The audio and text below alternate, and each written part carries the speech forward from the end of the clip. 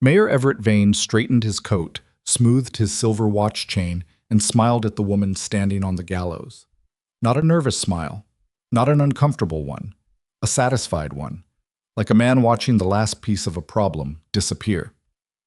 The noose hadn't even settled around Marisol Serrano's neck yet, and he was already smiling. That smile, that one expression on that one face, that is where this story begins. Not with justice, not with law, with a powerful man's pleasure at a woman's death, in front of her own child, on a Tuesday morning, in a town too afraid to say a word. If that were you standing in that crowd, what would you have done? Before we go any further, if stories like this move you, stories about ordinary people choosing courage when everything tells them to look away, subscribe to this channel right now and hit that notification bell so you never miss one. Drop a comment telling me your city and country. I genuinely want to see how far this story travels. And if it reaches your heart, leave a like. It means more than you know. Now, let's go back to Ash Hollow. The morning Gideon Rourke rode into Ash Hollow, he was thinking about a cow. Not justice. Not the past. Not the 5 hollow years he'd spent trying to outwork his own grief on a failing ranch 40 miles from the nearest neighbor. Just a cow, or two, if the price was fair, because his herd had dropped below what the land could carry, and winter was coming whether a man was ready for it or not. He hadn't shaved in 11 days. His coat had a tear along the left shoulder that he kept meaning to mend and never did. His horse, a dark bay gelding named Cutter, moved with the slow patience of an animal that had carried a quiet man long enough to match his mood. Gideon was 44 years old and felt every year of it in his lower back by mid-morning. He wasn't looking for trouble. That was the honest truth. He'd spent 5 years making himself small enough that trouble wouldn't notice him, and mostly it had worked. He did not go to town dances. He did not involve himself in disputes between neighbors. He nodded at people on the road and kept moving. He'd gotten very good at keeping moving. Ash Hollow was not his regular town. His regular town was Edgerton, 20 miles in the other direction, but Edgerton's livestock auction had been rained out 2 weeks running, and a man from church, back when Gideon still went to church, had mentioned that Callaway's spread outside Ash Hollow was selling off animals before the drought forced him to sell off the land. So Gideon had ridden 40 miles in the opposite direction of everything he preferred, and now he sat on Cutter at the edge of Main Street, and he noticed immediately that something was wrong. The town was too full. Not busy, full. Every hitching post occupied, horses he didn't recognize. A wagon blocking the alley beside the hardware store with 2 men sitting in the bed, not talking, just watching.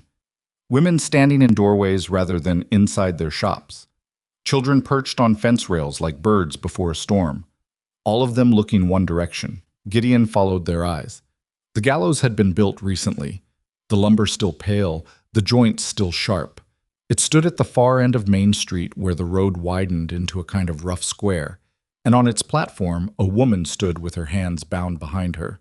She wasn't crying. That was the first thing Gideon noticed. She was standing straight, or trying to. Her shoulders kept pulling toward a slump that she kept correcting, like a person fighting their own body for dignity. Her dark hair hung loose and matted against her neck. She wore a plain dress that had once been blue and was now the color of something wrung out and left to dry too many times. She was sick. Even from 50 yards, Gideon could see the fever in the way she swayed. Her face had the sunken, pale quality of someone who hadn't kept food down in days. Beside her, a man in a black coat was reading something from a paper. His voice carried down the empty center of the street, measured and formal and utterly indifferent, the way a man reads a grocery list.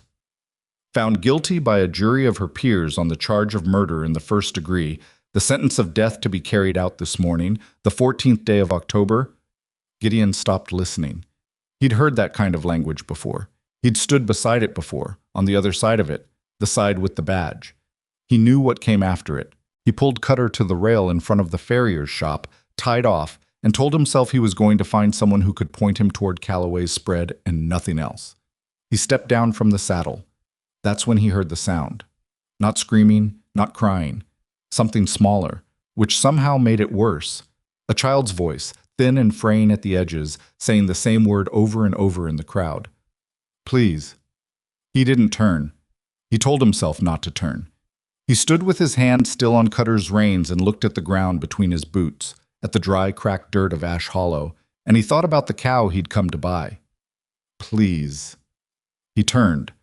The little girl was maybe 7 years old, possibly younger, small for her age, whatever it was, with the kind of thinness that comes from a season of not quite enough at the dinner table. She had her mother's coloring, dark hair and dark eyes, but those eyes right now were doing something Gideon couldn't name exactly. Not quite desperate, not quite hollow, but somewhere in the terrible country between them. She was moving through the edge of the crowd, touching sleeves, tugging at coat hems, and every adult she touched stepped back or turned away or pretended not to see her. One woman actually repositioned herself so her back was to the child. The little girl stopped in front of Gideon. He didn't know why. Maybe because he wasn't moving, maybe because he was a stranger, and strangers hadn't yet had the chance to let her down. Maybe 7-year-olds have instincts adults spend decades burying. She looked up at him with those eyes. "That's my mama," she said. Her voice didn't shake. That steadiness was worse than shaking would have been. "They're going to hang her. She didn't do it." Gideon looked at the child. Then at the platform. The man in the black coat had finished reading. A second man, large, with a canvas hood already folded back on his head, was moving toward the woman with the noose. "Who's in charge here?" Gideon said. Mayor Vane." The girl said the name the way you'd say the name of something that had bitten you. "He said she killed Mr. Crowder, but she didn't. She was sick. She came home sick, and she didn't even know what happened, and nobody would listen, and they did the trial in one day. And one day? Yesterday." Gideon looked at the platform again. The man with the noose was lifting it over the woman's head. He'd told himself for 5 years that he was done with other people's trouble. He told himself that you could only lose so much before carrying more became a kind of cruelty to yourself.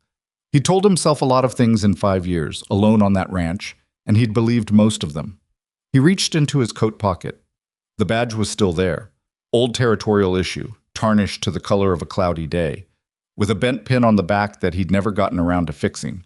He'd carried it out of habit, or stubbornness, or some failure to properly let go. He wasn't sure which. He'd never put it on. He just carried it the way you carry the last photograph of someone, not to look at, just to know it's there. He put it on. The pin stabbed him slightly because of the bend, and he ignored it. He walked down the center of Main Street. He didn't run. Running would have made him look frightened, and frightened men get tested.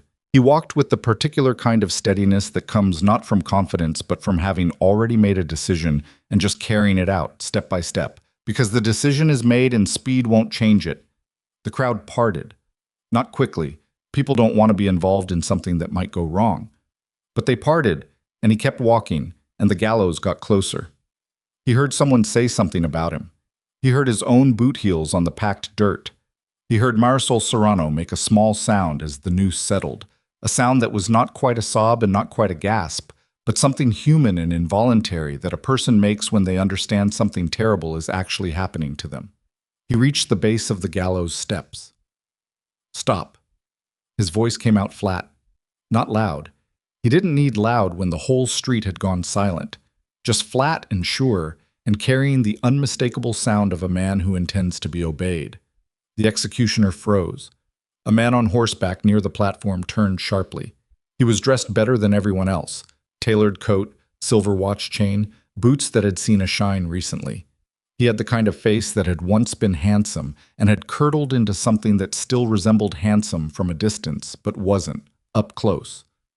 Mayor Everett Vane looked down at Gideon Rourke the way a man looks at a dog that has walked into his kitchen. "Who in the hell are you?" Vane said. Gideon held up the badge. "Territorial Deputy, and this proceeding is suspended pending review." The silence that followed was the kind that has weight. "That badge," Vane said slowly, leaning forward to squint at it, "looks like it hasn't been used since it's current." It wasn't, technically. He had no idea if it was current, but territorial commissions didn't expire on a posted schedule, and Vane didn't know that either, and right now the only currency that mattered was certainty. Gideon walked up the gallows steps. He moved the executioner aside with one hand, not violently, just firmly, the way you move furniture. And he put himself between the noose and the woman wearing it. He lifted the rope over her head. She flinched when he touched it, and he said quietly, just for her, "It's all right. I've got you." She looked at him with fever-bright eyes. "I didn't kill him," she said. Her voice was scraped raw. "I know," he said. He didn't know. But he said it because she needed to hear it more than he needed to be cautious. He turned to face the crowd. 50, 60 people. Hard faces. Frightened faces. Faces that had decided things about Marisol Serrano before the trial started. The way small towns sometimes decided things. Out of fear or convenience, or because a powerful man had pointed his finger. "My name is Gideon Rourke," he said. "I'm placing this woman in protective custody under territorial law pending formal review of these proceedings. Anyone who interferes with that is obstructing a lawful officer. That includes you, Mayor." Vane's face went through several things very quickly. Surprise, calculation, and then a kind of controlled pleasantness that was somehow more frightening than anger.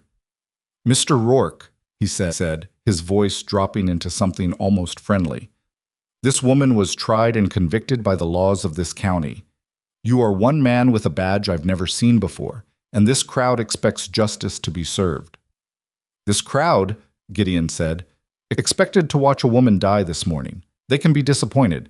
He helped Marisol Serrano down the gallows steps. She could barely walk. He put his arm around her and felt how much heat was coming off her body. The fever was bad, had been bad for days by the feel of it. She smelled of illness and unwashed clothes and something faintly medicinal he couldn't place.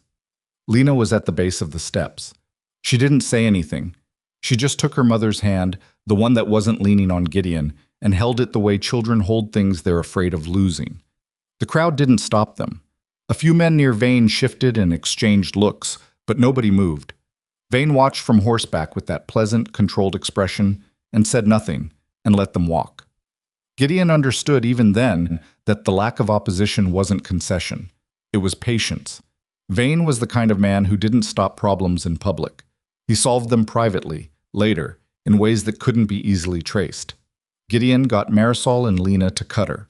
He put Marisol in the saddle, which took most of his strength because she had very little of her own left, and he took Lena up in front of her to help keep her stable, and he led the horse on foot out of Ash Hollow the same way he'd come in, down the center of Main Street, slow and steady, not looking back. Behind him, he could feel the town watching. He could feel Vane watching. And somewhere in that feeling, in that prickling certainty at the back of his neck, was the knowledge that he had just made himself the most dangerous kind of enemy. Not a stupid one, not an impulsive one, but a smart one, with resources and patience and an entire town in his pocket. He walked Cutter out past the last building, onto the open road, and when the town was a quarter-mile behind him, he finally exhaled. "There's a ranch," he said to Marisol mostly, or to the air, 40 miles north. "Nobody's going to look for you there. Not right away." Marisol said something he didn't catch. "What?" "I said—" She stopped and swallowed with effort. "Why did you do that? You don't know me." Gideon thought about the little girl at the edge of the crowd, touching sleeves, being turned away, until she stopped in front of him. "No," he said, "I don't." He didn't have a better answer than that.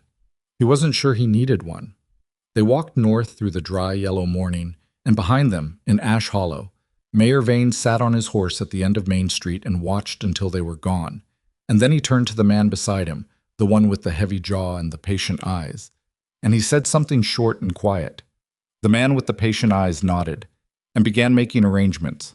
The gallows stood empty in the pale October light, its new wood pale as bone, its rope still swaying faintly in a wind that smelled like dust and the promise of nothing good. 40 miles north, a man who had spent 5 years trying to become invisible had just made himself impossible to ignore.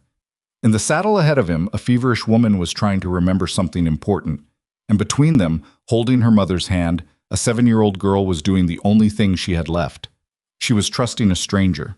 The first thing Marisol asked for when they got inside Gideon's ranch house was water. Not food, not a bed, not an explanation of what had just happened to her life. Water, in a flat, cracked voice that didn't leave room for anything else. And Gideon got it without a word, filling a tin cup from the pump at the kitchen sink and bringing it to her where she'd collapsed into the chair nearest the door. Not the most comfortable chair, but the closest one, which told him everything about how much she had left in her. She drank it all without stopping. Then she held the empty cup in both hands and stared at the floor. Lena sat on the floor beside her mother's chair. Not on it, not in another chair, on the floor, pressed against her mother's leg, one hand hooked around her mother's ankle the way a child holds something they nearly lost. She hadn't cried. Not once, through the whole 40-mile walk and ride through the yellow afternoon. She'd sat in the saddle in front of her mother with her back straight and her jaw set, and she'd watched the road the whole time, like watching was a job she'd taken seriously. Gideon watched them both from the kitchen doorway. The ranch house was not much. It had never been much, even in better years. 2 rooms, a sleeping loft, a kitchen that leaked at the corner when it rained hard. Since his wife and daughter died, he hadn't made it worse exactly, but he hadn't made it better either. The curtains were the ones Clara had hung, faded now to a color she wouldn't have recognized. The hook by the door still held her winter coat, which he hadn't moved in 5 years, and which he'd stopped seeing the way you stop seeing anything that's always in the same place. He was suddenly aware of all of it. The coat, the faded curtains, the general quality of a house that had been lived in by a man who'd given up on it. "There's a room off the back," he said. "It's got a proper bed, clean sheets. Well, clean enough." He paused. "You need to sleep." Marisol looked up at him.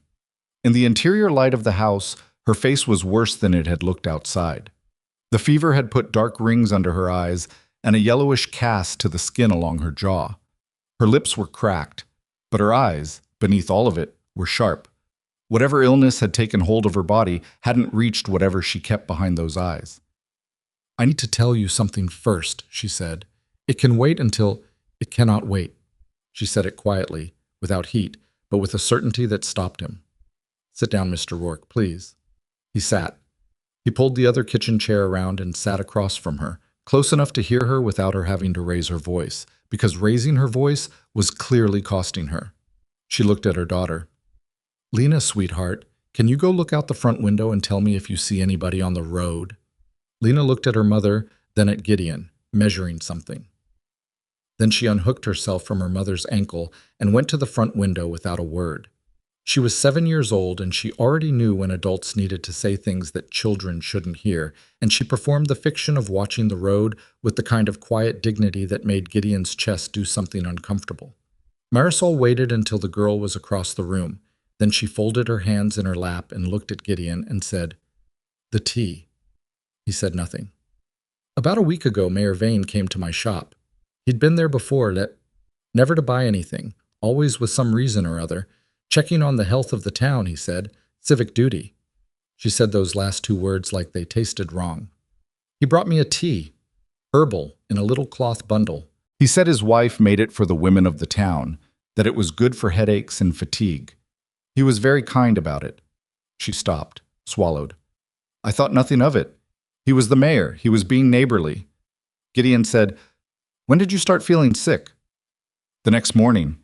By the 2nd day, I couldn't keep anything down. By the 3rd day, I had the shaking."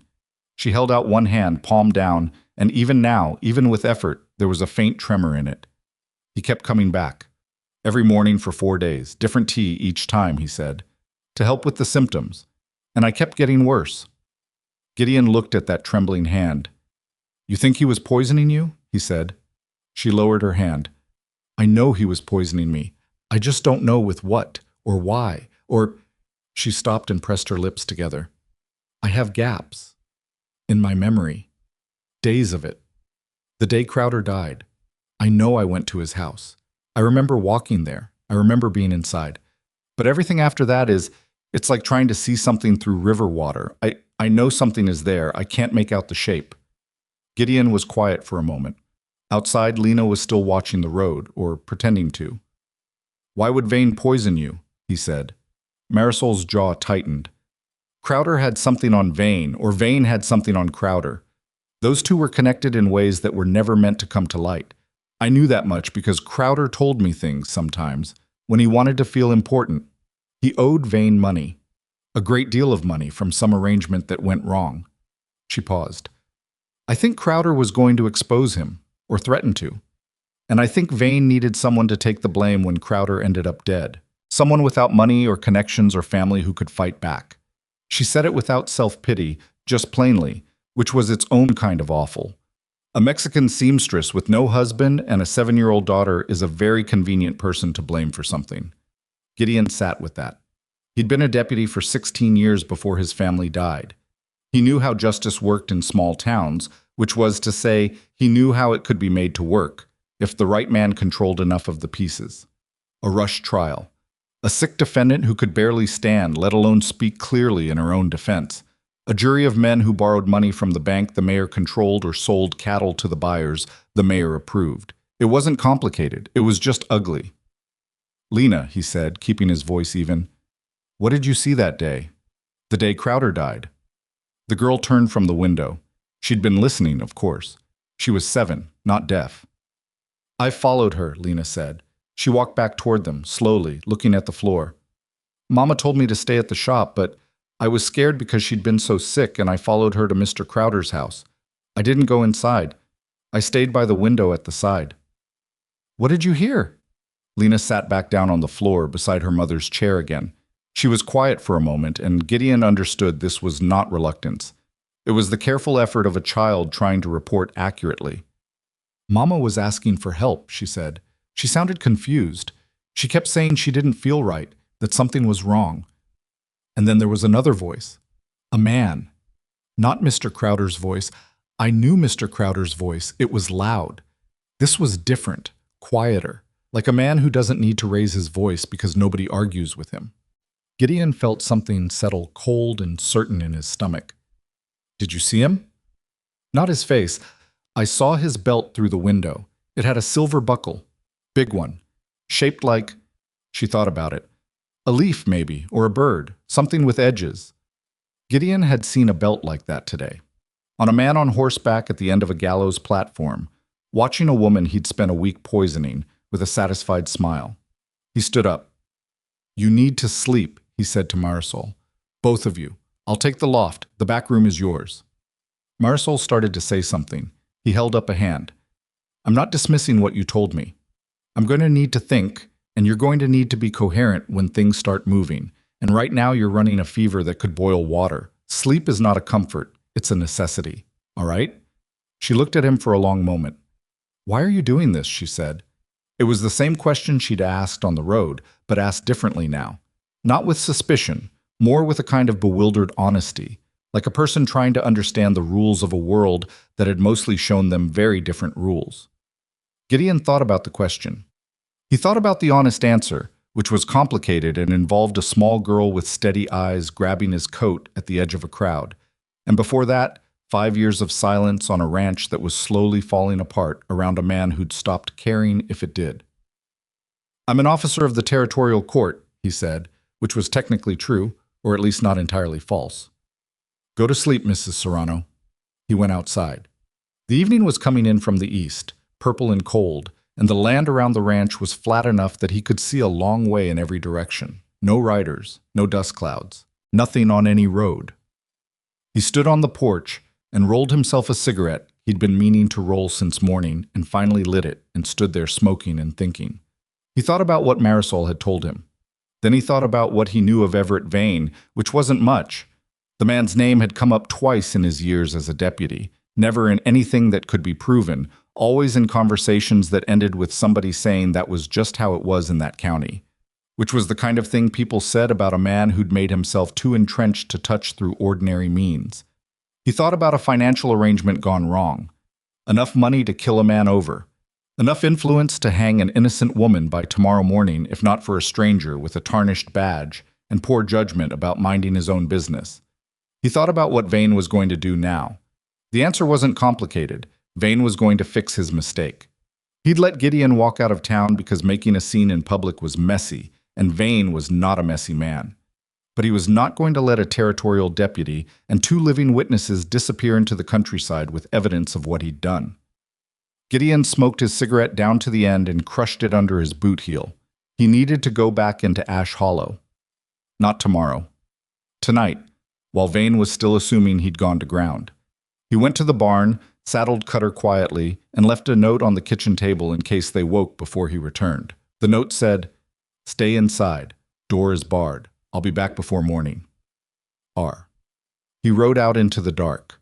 The 40 miles back to Ash Hollow felt different in the dark. Longer, narrower, the road turning into a pale thread through black country. He pushed Cutter harder than he liked, but not as hard as he could, because a lame horse at midnight 40 miles from home was a kind of trouble he couldn't afford. He kept off the main road when he could, cutting across the dry creek beds and the scrub flats he'd memorized years ago when this had been his territory. He reached the outskirts of Ash Hollow around 11. The town was not asleep. He'd hoped it would be, and it wasn't. Lights in the saloon, lights in the building next to the feed store that served as Vane's office, an unofficial courthouse. Two men sitting on the steps of the general store with rifles across their knees, trying to look casual and failing. Vane was already organizing. Gideon left Cutter in the tree line a quarter-mile out and went the rest of the way on foot, moving through the alleys between buildings, keeping close to walls. He'd done this before, years ago. His body remembered how, even if the rest of him had gotten out of practice. He reached the back of Crowder's house without being seen. The property had been locked after the murder. A padlock on the back gate, fresh, not the old one. But padlocks on wooden gates are only as strong as the wood, and this particular wood had been sitting in a drought for 3 years and was not making the best argument for itself. He got through it quietly enough. Inside, the house smelled of old lamp oil and something else underneath, something sour. He worked by the narrow beam of a shielded lantern he'd brought from the ranch, keeping it low, keeping it quick. He searched the room where Crowder had been found. He knew where from the brief description in the trial record that one of Vane's men had read aloud at the gallows. The study, they'd called it, though it was really just a room with a desk and an overabundance of opinion about its own importance. He found the desk drawers locked. He forced them in a way that was not gentle and would be obvious to anyone who looked, but obvious later was a problem he could live with. The first drawer had letters. Correspondence between Crowder and several men about water rights and cattle contracts. Nothing remarkable. The second had a ledger. He took the ledger to the window where the moonlight was stronger and turned the pages until he found what he was looking for. He wasn't a financial man. Numbers had never been where his mind went naturally. But he'd spent enough years tracking the illegal movement of money to know what a debt record looked like. And what he was looking at was a debt record involving Mayor Everett Vane for a figure that would have surprised most of the county. He pocketed the ledger page carefully, folding it along its existing crease. Then, in the corner of the room, wedged between the baseboard and the leg of a heavy cabinet that had been moved, recently he could see the scratches in the floor, he found the belt. Silver buckle. Shaped, he thought now, like a spread wing, or a leaf with a spine. Something with edges. He stood there for a moment, holding it. This was not a thing that fell behind a cabinet by accident. This was a thing that was put there in haste by someone who was interrupted, or startled, or simply not as careful as they thought they were. He put the belt over his shoulder and went back the way he'd come. I was 3 buildings away from the edge of town when he heard it. Voices, low and close, and the specific clink of a rifle being adjusted. He went flat against the side wall of the hardware store and held completely still. 2 men moving through the alley to his left. Neither of them was looking his direction. One of them said, "Wants it done before daylight." "All of them," he said. "Don't come back with problems." The other one said, "How many men?" "Enough," the first one said. 40, maybe more. Jorgensen's bringing his crew from the South Road." 40 men. Gideon stood in the dark with a stolen belt over his shoulder and a stolen ledger page in his pocket, and did the arithmetic on 40 men versus one aging former deputy with a tarnished badge and a ranch house with one door that locked properly and one that didn't. The arithmetic was not encouraging. He waited for the 2 men to move on. Then he went for Cutter, fast, no longer worried about the noise of his boots on the dry ground. He mounted up and rode. He was maybe 10 minutes out of town, pushing Cutter at a pace the horse would complain about in the morning, when it struck him fully. Not the danger, he'd been living with that since the gallows steps, but the shape of what Vane had set up. A poisoned woman who couldn't reliably remember her own actions. A convenient murder. A one-day trial before the symptoms had time to clear.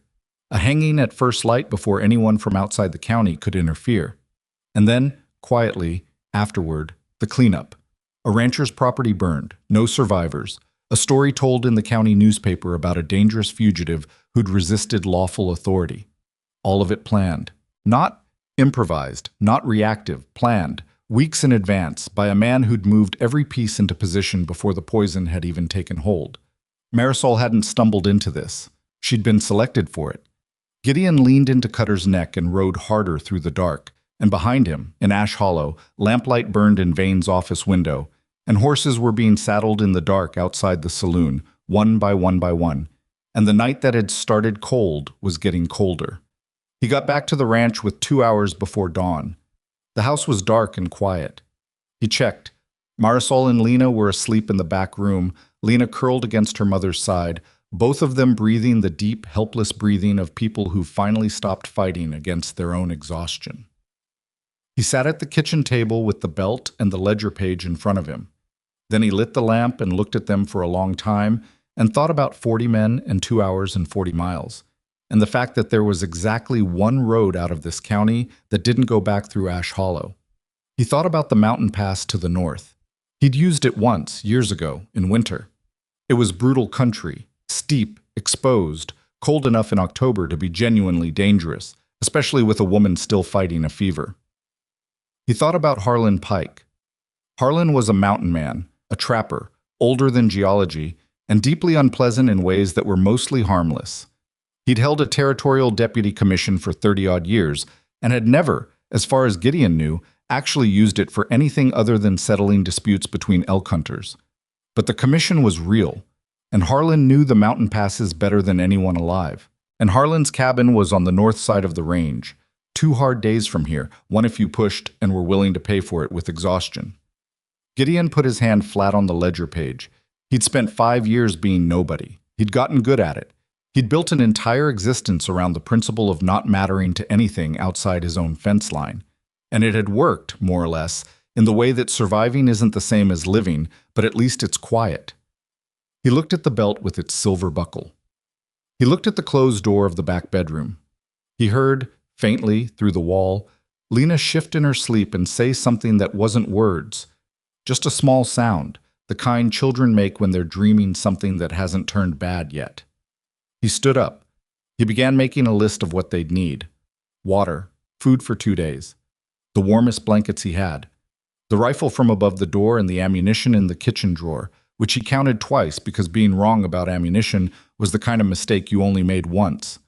He worked quietly, in the lamplight, while outside the darkness held and the land was still.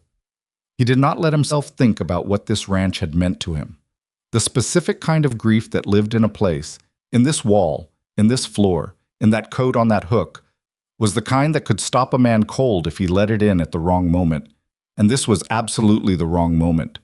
He thought about Lena's voice through the wall instead, small and dreaming and still trusting, against all available evidence, that the world was a place where trust was a reasonable thing to offer a stranger. He kept packing. And 40 miles south, the first of Vane's riders swung into the saddle in the dark yard behind the saloon, and the column began to form, and the night moved forward the way nights do, indifferent to what anyone wanted from it, carrying everyone toward morning whether they were ready or not. The ranch house sat small and lit against the black land, a single lamp in the window, a man inside it making preparations for a journey he hadn't planned and couldn't afford to get wrong. By the time the sun came up, the preparations were done. But the sun also showed him, from the front porch, what he'd hoped not to see. A thin column of dust on the southern road, still far off, still small, but moving. Moving toward him. He went back inside and put his hand on the bedroom door. He knocked twice, short and sharp. "Mrs. Serrano," he said through the wood, "we need to go, right now." There was a brief silence. Then he heard movement, and Lena's voice saying something to her mother, and Marisol's voice answering, rough with sleep and fever. "How much time?" Marisol called. Gideon looked back through the front window at the dust on the southern road. "Less than we'd like," he said. "More than none. Get up." He went to get the horses ready and did not look at Clara's coat on the hook by the door, because looking at it right now would cost him something he couldn't afford to spend, and he had a long way left to go before he could rest. The dust cloud on the southern road was closer than he'd estimated. Gideon had given himself a generous margin in his head, 30 minutes, maybe 40, and the land had corrected him without apology. By the time he had both horses saddled and the supplies tied on, the column of riders had resolved from a smear of dust into individual shapes, dark against the pale morning, and he could see they were moving fast. Not leisurely. Not the pace of men coming to talk. He went back inside. Marisol was standing in the kitchen doorway, dressed, holding the wall with one hand. She'd braided her hair, badly, with hands that were still shaking. Lena was beside her with both their coats already in her arms, watching Gideon's face with those dark eyes that read adult expressions the way adults read road signs. "How many?" Marisol said. "Too many to count from here." He took the rifle from the wall and checked it without looking at her. "You and Lena are going to take the north trail. I'm going to stay." The silence that followed was not the silence of acceptance. "No," Marisol said. "Mrs. Serrano, no." She pushed herself off the wall and stood on her own, unsteadily, with a stubbornness that her body didn't have the resources to back up, but was producing anyway out of something that wasn't strength exactly, but was related to it. "You told me to trust you. I'm telling you, I will not leave you here alone against 40 men. We find another way." "There isn't another way. The pass is on foot from here. Cutter can carry you and Lena, but not 3 adults, not in that terrain. If I come with you, we're too slow. If you wait, we're caught." He said it plainly, without drama, because drama was a luxury, and they had no time for it. "I'm not going to die here. I'm going to slow them down, and then I'm going to follow you up that trail. But you need a head start, and I need you to go now." Lena looked at her mother. Marisol looked at Gideon. He thought she was going to argue again, and he was already preparing the words he'd use, and then she didn't. She just pressed her lips together and nodded. Once. A nod that had a lot of other things packed inside it. Things she didn't have the time, or perhaps the right to say yet. "The mine," he said. "There's an abandoned silver mine 3 miles up, on the north face, past the second switchback. You'll see the support timbers from the trail. Get inside and wait. Keep Lena warm. And if you don't come, I'll come." "That's not what I asked." He met her eyes. "If I don't come by nightfall, keep going north. There's a trapper's cabin another 4 miles past the mine. Follow the creek bed. His name is Harlan Pike. He's disagreeable, but he won't hurt you, and he has a commission." She held his gaze for one more second. Then she took Lena's hand, took the coats from the girl's arms, and moved toward the door. Lena stopped at the threshold. She turned around and looked at Gideon with an expression he couldn't quite categorize. Not fear, not gratitude, something that lived between them in territory he hadn't visited in a long time. "Don't get shot," she said. It was such a practical thing to say that it almost made him smile, which surprised him, because he hadn't been surprised by the direction of his own emotions in years. "I'll do my best," he said. They went out. He listened to the sound of Cutter moving, Lena's light footsteps, Marisol's heavier ones, the creak of leather, and the snort of a horse being asked to take an unfamiliar trail. Then the sounds faded north, up into the rocky ground where the ranch became mountain, and he was alone. He turned to face the southern road. The riders were maybe 15 minutes out. Enough time, if he used it right. He was not a man who had ever been good at abandoning things gracefully. His first instinct, even now, was to try to hold all of it. The house, the barn, the fences, the evidence, the ground his wife had once walked. But holding all of it was how you lost all of it, and he understood that, even if understanding it didn't make the letting go any easier. He thought about what 40 men needed to function. They needed to believe they had the high ground, organizationally. They needed their instructions clear and their leader confident, and they needed to not be confused about what they were riding into. Gideon intended to confuse them.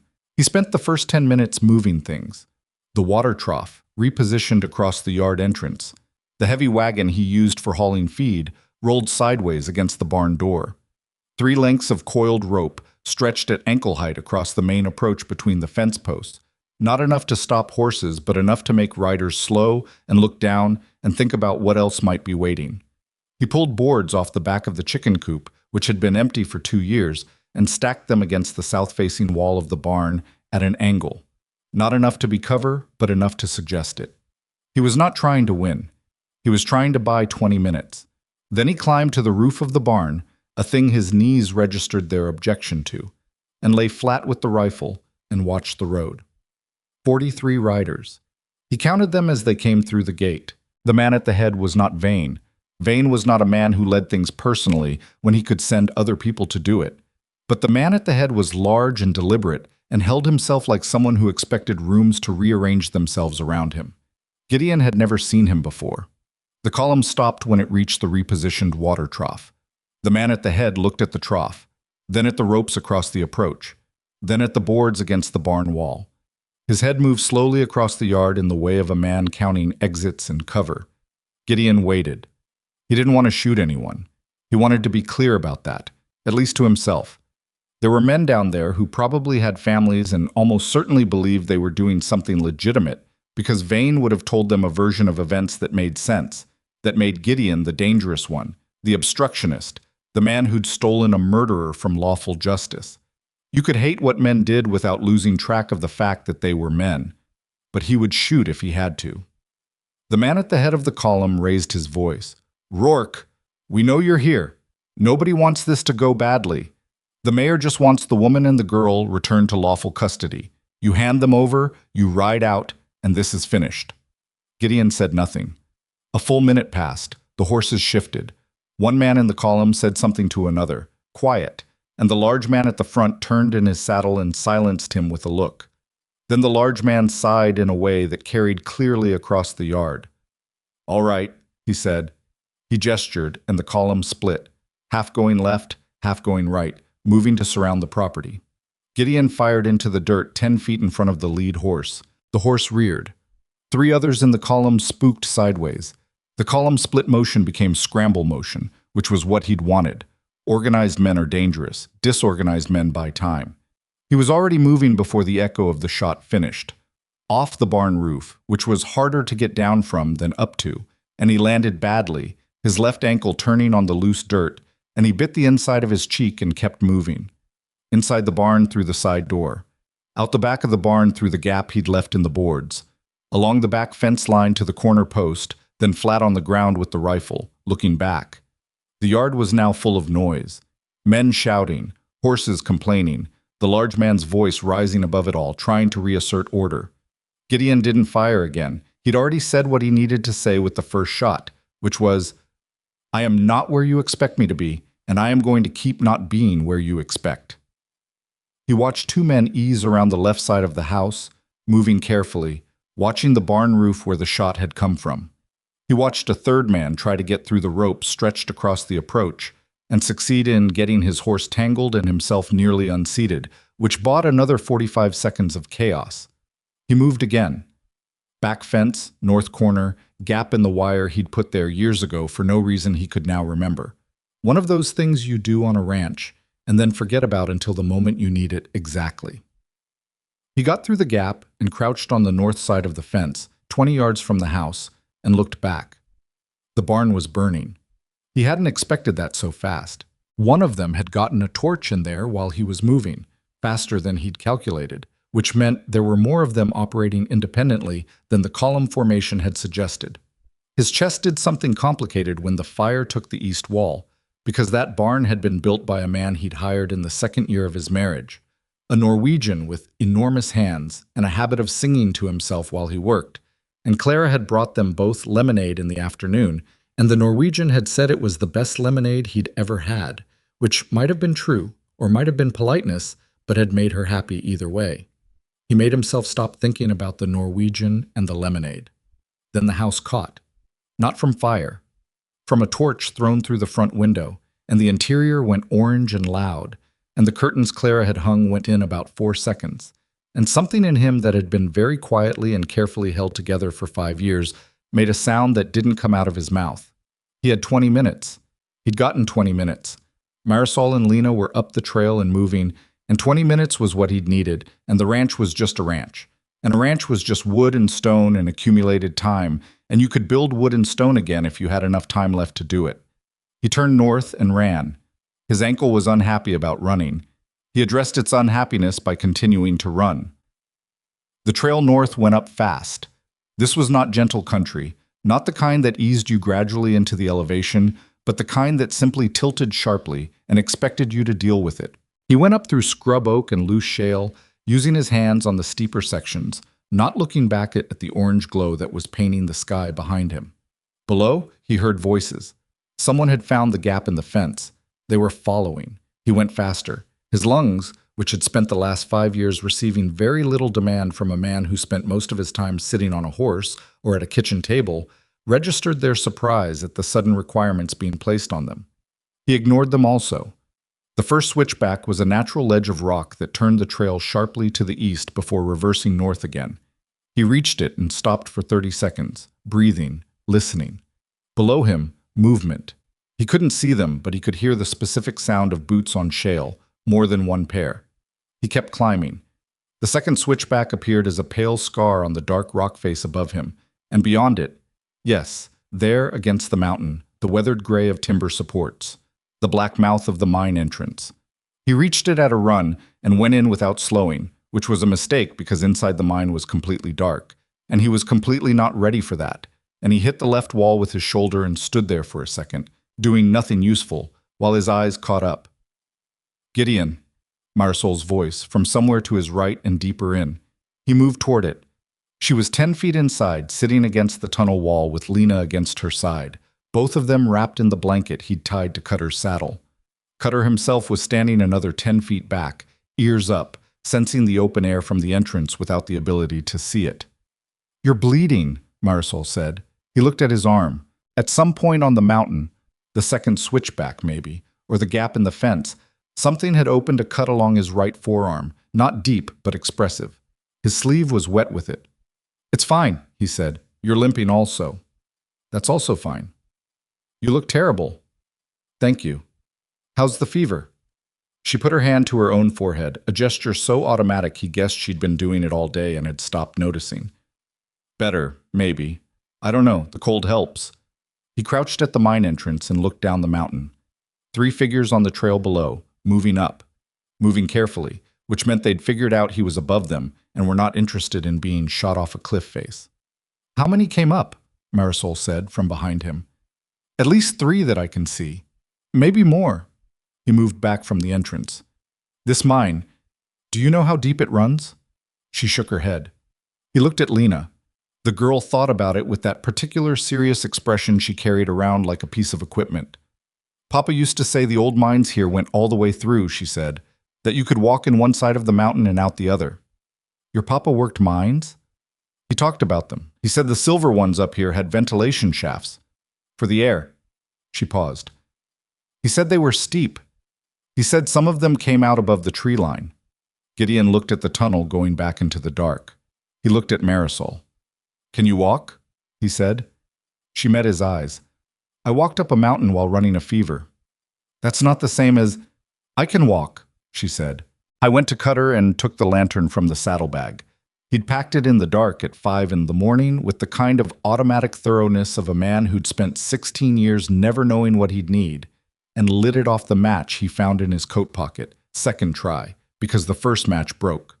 The tunnel opened in front of them, pale and narrow, going back into stone. "What about Cutter?" Lena said. Gideon looked at the horse. The horse looked back at him with the profound patience of an animal that had endured considerable amounts of human decision-making and had developed no strong opinions about it. "He'll find his way down," Gideon said. "Horses do." He wasn't entirely sure that was true, but he said it with enough certainty that Lena nodded. He took the lantern and went in first. Marisol behind him, one hand on the tunnel wall. Lena behind her, one hand on her mother's back. Not holding her back, just maintaining contact. That same instinct from the ranch house chair, the need to be attached to the person she was most afraid of losing. The tunnel was low enough that Gideon had to duck at intervals. It smelled of cold rock and old water and time. The floor was mostly flat but littered with the debris of whatever operation had worked here. Old tools, rotted timber pieces, once the rusted ghost of a cartwheel. He moved the lantern low so they could see what they were stepping on. Behind them, from the entrance, a voice. Flat and carrying, with the professional quality of a man used to speaking into uncertain spaces. "Rourke, I know you're in there. Come on out and we can settle this." Nobody answered. They kept moving. The tunnel branched twice, first time Gideon went left, because left took them north and north was the direction they needed. Second time he stopped, holding the lantern up to read the walls. Miners left marks. It was a habit born of necessity, and these marks were old but legible, scratched letters and arrows indicating which shafts were worked out and which weren't. An arrow, pointing right, with the letters VNT scratched beside it. Ventilation. He went right. The ventilation shaft was immediately apparent because it was immediately vertical. Not a gentle slope, straight up, cut through the mountain with the brutal efficiency of men who were moving air, not people, and who had not therefore troubled themselves with comfort. Iron handholds had been set into the rock at intervals, starting about 4 feet off the ground, going up into black. Gideon held the lantern up and looked. He couldn't see the top. "Lena goes first," he said. He looked at the girl. "You're going to climb. Don't look down. Don't look up. Just look at your hands, one handhold at a time." Lena looked at the shaft. She was quiet for a moment in the way of someone doing an honest assessment. "How high?" she said. "I don't know." "Is there something at the top?" "A way out." She considered this as though it were a reasonable set of terms being offered in a negotiation. "Okay," she said. She reached up and grabbed the first iron hold, which was well above her head and required her to jump slightly to reach it, and she pulled herself up with the particular graceless determination of a child doing something their body wasn't quite built for yet. Then the next one. Then the next. She didn't look down. Marisol went next. The first few holds were manageable, but by the fifth one her arms were shaking, and Gideon could see it even from below, could see the effort she was spending that she didn't have to spend. He stayed below her, close enough to catch her if she lost her grip, which meant close enough to be taken down with her if she lost her grip, but that was a calculation he'd already made. He heard sounds behind them in the tunnel. Someone had come in. Moving fast. Too fast for the surface, which meant either overconfidence or orders that didn't leave room for careful. He killed the lantern, total darkness. The kind that is not an absence of light, but a presence of something else entirely. He found the first iron hold by feel. Pulled himself up. Above him he could hear Marisol climbing, breathing hard. Above her, Lena, lighter and faster, despite everything.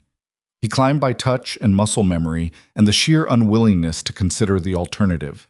His ankle was loud about the climbing. He treated its complaints as information rather than instruction and kept going. Below him, in the tunnel, the sounds got closer. A voice, two voices, and then the distinctive sound of someone discovering a vertical shaft in the dark and saying something that wasn't a prayer. He climbed. His arms were burning at the 20-foot mark, which he estimated by count of holds. At 30 feet, a sound started from above. Not wind exactly, but the suggestion of wind, the way air moves differently when it has somewhere to go. At 40 feet, gray. Not light? Not yet. Just a differentiation in the dark, the faint and theoretical possibility of light, somewhere above. Then Lena's voice from above, quiet and steady. "I can see the top." He climbed. His right hand slipped once. The hold was wet with seep water, a specific detail he had not anticipated, and which cost him a full second of his heart doing something extreme before his left hand took the weight. He hung there for that second, one hand 40 feet above a mine tunnel floor, and did not look down, and took the next hold. At 50 feet, the gray became real. At 55 feet, he could see Lena's feet through the shaft opening, already outside, kneeling at the edge, reaching down to help her mother through. At 60 feet, he heard the wind, and it was cold, genuinely cold, the particular cold of high altitude in mid-October, and it was the best thing he'd felt all morning. He came out of the shaft onto a narrow ledge of rock on the north face of the mountain. The storm hit him about 3 seconds later. Not a gradual worsening of conditions. One moment there was wind and gray sky. The next the snow was horizontal, and the visibility was 20 feet, and the temperature dropped hard enough that his wet sleeve went rigid. Lena was crouched against the rock with her coat pulled tight, watching him with those steady eyes. Marisol was on her hands and knees, catching her breath, or trying to. The cold air hitting fever lungs was producing a cough that she was fighting to control, pressing her fist to her mouth. Gideon looked at the mountain. North face, above tree line, full blizzard coming on, woman with a fever, 7-year-old child, one rifle, no horses. The situation, evaluated honestly, was not good. He looked north. Somewhere down this mountain and across 15 miles of frozen country was Harlan Pike's cabin. He crouched next to Marisol. She was still coughing, still fighting it, and when she looked up at him, her eyes had the overbright look of someone whose fever had climbed back up with the exertion. "Can you stand?" he said. She looked at him for a moment. "Help me," she said.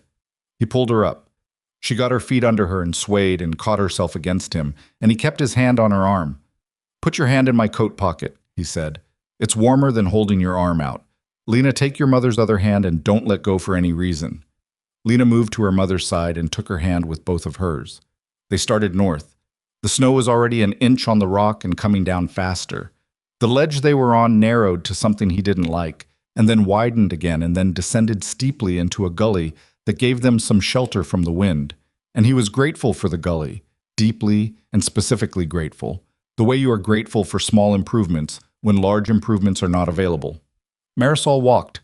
She didn't walk well and she didn't walk fast, but she walked, one foot and then the next, her hand in his pocket, her jaw set against everything her body was trying to tell her. Lena walked beside her without complaint. They went down the north face one careful step at a time, into the gray and the white and the cold, with the mine shaft behind them somewhere, and Vane's men below the mountain and 15 miles of frozen wilderness between them and anything that resembled safety. Gideon thought about Harlan Pike's cabin. He'd been there once, 12 years ago, in better weather, on a different errand. He remembered a wood stove that put out heat like a small furnace, and a man who talked very little and smelled of pine tar and old smoke, and who had looked at Gideon's badge with an expression that was not quite respect and not quite contempt, but somewhere in the country between them. He remembered the coffee had been terrible. He thought about that terrible coffee and kept walking. Marisol stumbled at a patch of ice under new snow, the specific betrayal of ice that hides itself politely, and he caught her before she went down, one arm across her back, hauling her upright, and she made a sound that was frustration and exhaustion together and said nothing at all. "I've got you," he said.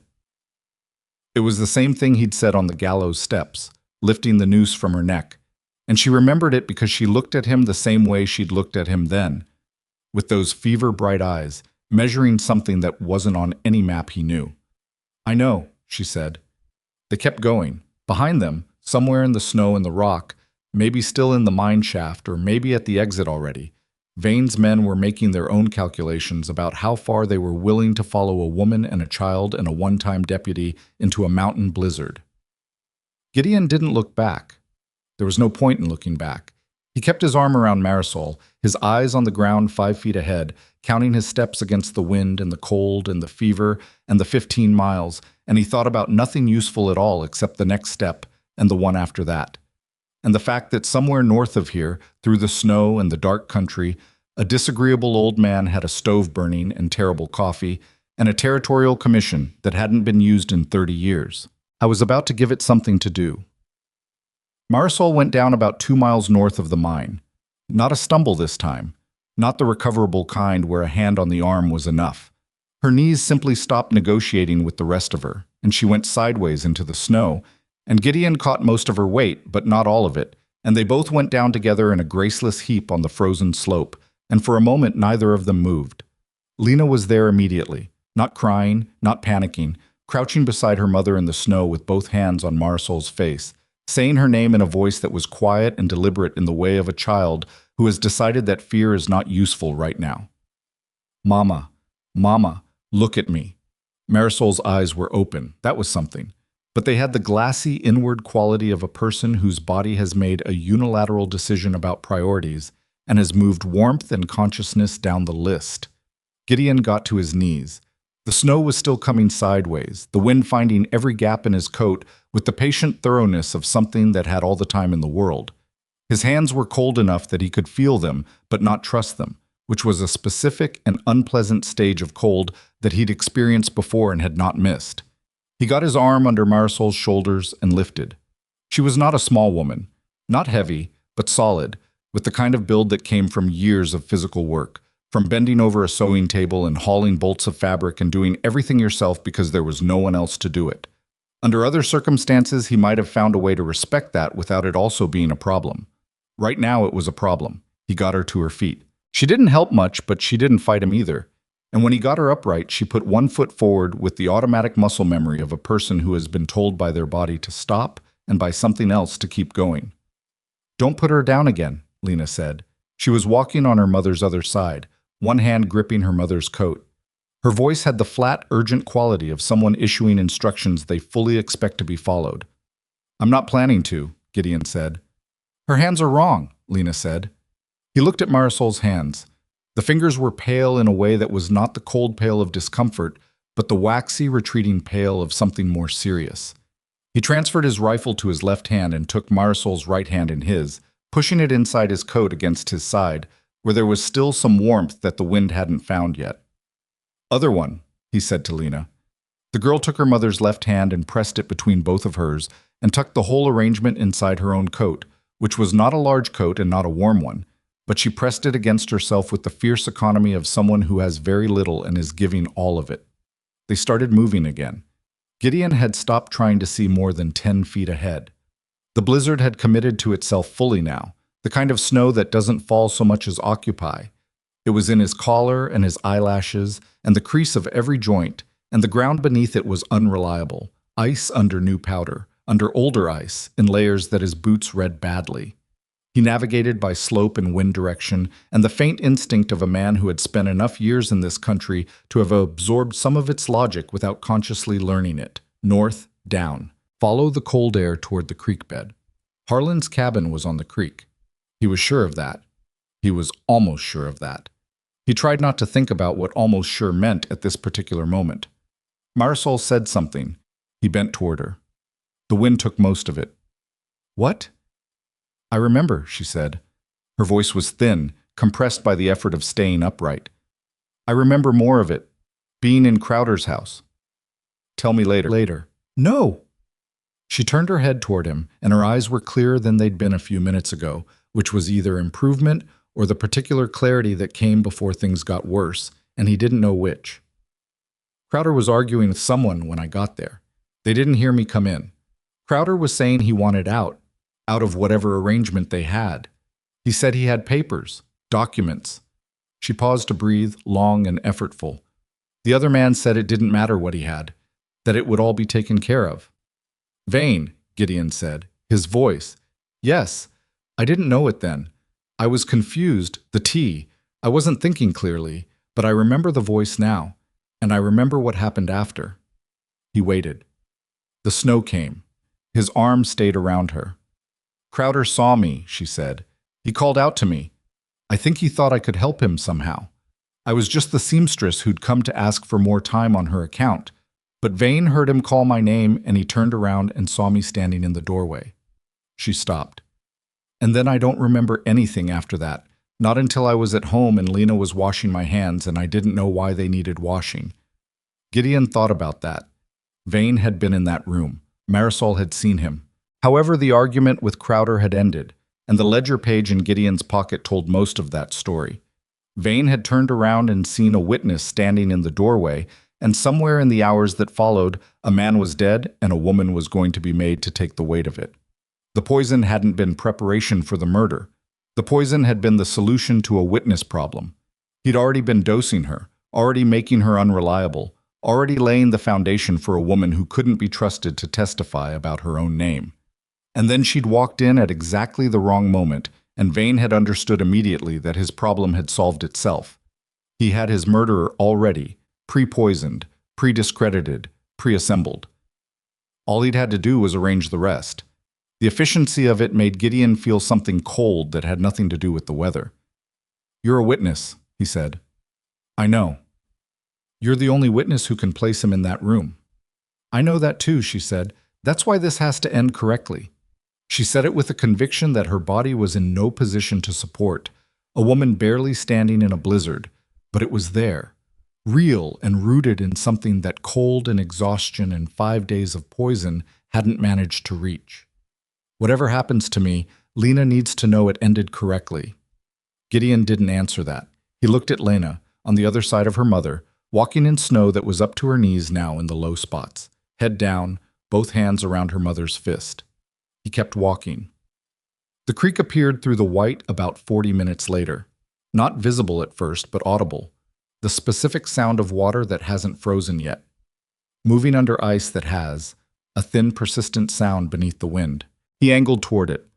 The creek bank was a change in ground level that he nearly missed and didn't entirely gracefully navigate, going down the bank sideways with Marisol's weight leaning into him, his boots punching through the ice at the edge before finding the gravel underneath. Lena came down beside him and caught her footing better than either adult had. He followed the creek north. The trees closed in here, below the tree line, and the wind dropped by half immediately.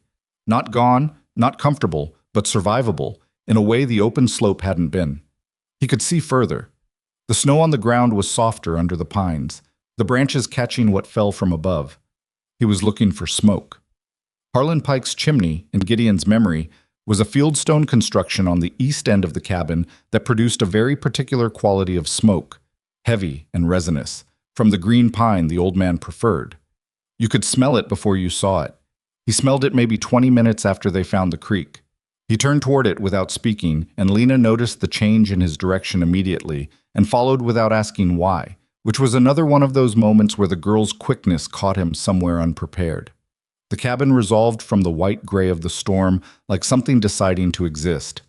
First a dark mass, then a shape, then a building, and from its single front window a weak yellow light that was the best light Gideon had ever seen. He got to the door and knocked. Nothing for a moment. Then heavy footsteps, the specific sound of a large man who has stopped being in any hurry about anything, and the door opened. Harlan Pike was 71 years old and looked like someone had carved him out of the side of the mountain using tools that had seen better days. He was large in the way of men who had been doing physical work their whole lives and had not stopped. Not muscle exactly, not anymore, but the underlying structure of it, the frame that muscle leaves behind. His face had a beard that had given up on having a shape, and his eyes were the particular pale blue of very cold water. He looked at Gideon. He looked at Marisol. He looked at Lena. He looked back at Gideon. "You look like something a horse decided wasn't worth carrying," he said. "She's sick," Gideon said. "Poisoned. Days ago. She needs warmth and she needs—" "I can see she's sick." Harlan stepped back from the door. "Get inside. All of you. Don't stand there letting my heat out." They got inside. The heat from the stove hit Gideon like something physical, a wall of it, pine-dense and immediate, and his hands went from functional to painful in about 30 seconds, as the blood came back to them with the enthusiasm of something that had been dammed up too long. He didn't complain about that either. Harlan was already moving to the stove, stirring something in a pot that smelled like venison and old herbs. He pointed at a cot along the back wall without looking up. "Put her there." The blanket on the chair. Gideon got Marisol to the cot. She sat, then lay back with the mechanical relief of a person reaching the absolute end of what they had. Her eyes closed before her head fully settled. Lena sat on the edge of the cot and put her hand on her mother's arm and stayed there. Harlan ladled something into a cup and brought it over. He looked at Marisol for a moment, the assessing look of a man who had done field medicine in places where there was no other kind. And then he looked at Lena. "Can she drink?" he said.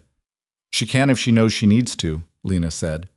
Harlan made a sound that was not quite a laugh. He sat on the stool beside the cot and said, in a voice that was surprisingly even for a man who looked like he ate gravel, "Hey, woman, I need you to drink this." Marisol's eyes opened. Harlan held the cup. She lifted her head enough and drank, most of it, and when she finished, she let her head back down and was asleep almost immediately. Harlan stood up and looked at Gideon across the room. "Poison, you said." "Something in a tea, given to her over 4 to 5 days. Caused tremors, memory loss, fever, confusion." "Who gave it to her?" "Mayor of Ash Hollow." Harlan's expression did not change in any obvious way, but something behind his eyes shifted, a small recalibration. "Everett Vane." Gideon looked at him. "You know him." "Know of him." Harlan went back to the stove. "Man like that generates knowledge in the surrounding county whether you want it or not. He's been mayor down there going on 8 years. Before that, he was just the man everyone owed money to." He stirred the pot. "What did he use?" "The poison." "I don't know. She had tremors, memory gaps, fever. The fever came and went. The confusion was worst in the first few days." Harlan was quiet for a moment. "Devil's root, maybe. There's a plant grows in the creek bottoms around here. Looks like chamomile if you don't know what you're looking for. Wrong amount, wrong frequency.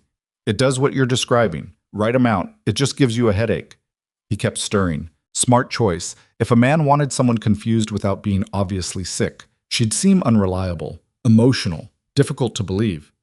Gideon said nothing. "She need a doctor."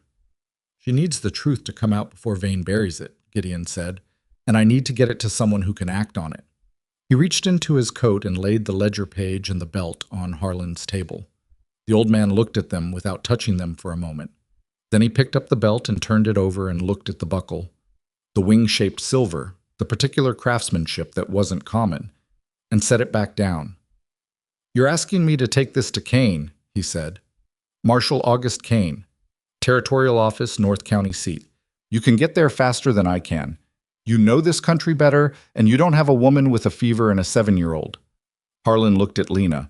Lena was watching him from the cot with her steady dark eyes. "Child," Harlan said. "You got a name?" "Lena Serrano." "You hungry, Lena Serrano?" A pause. "Yes." "Then you stop watching me like I might bolt out the door and you eat something. I'm not going anywhere yet." He looked back at Gideon. "Sit down before you fall down. You're no good to them vertical if you're about to become horizontal." Gideon sat. He hadn't realized, until the moment he sat, how much of the last 18 hours he'd been spending on what amounted to borrowed time, keeping himself moving by not allowing himself to notice how badly he needed to stop. The chair hit him like a verdict. Harlan put food in front of him without asking. A bowl of the venison stew and a piece of bread that was 2 days old and perfect because of it.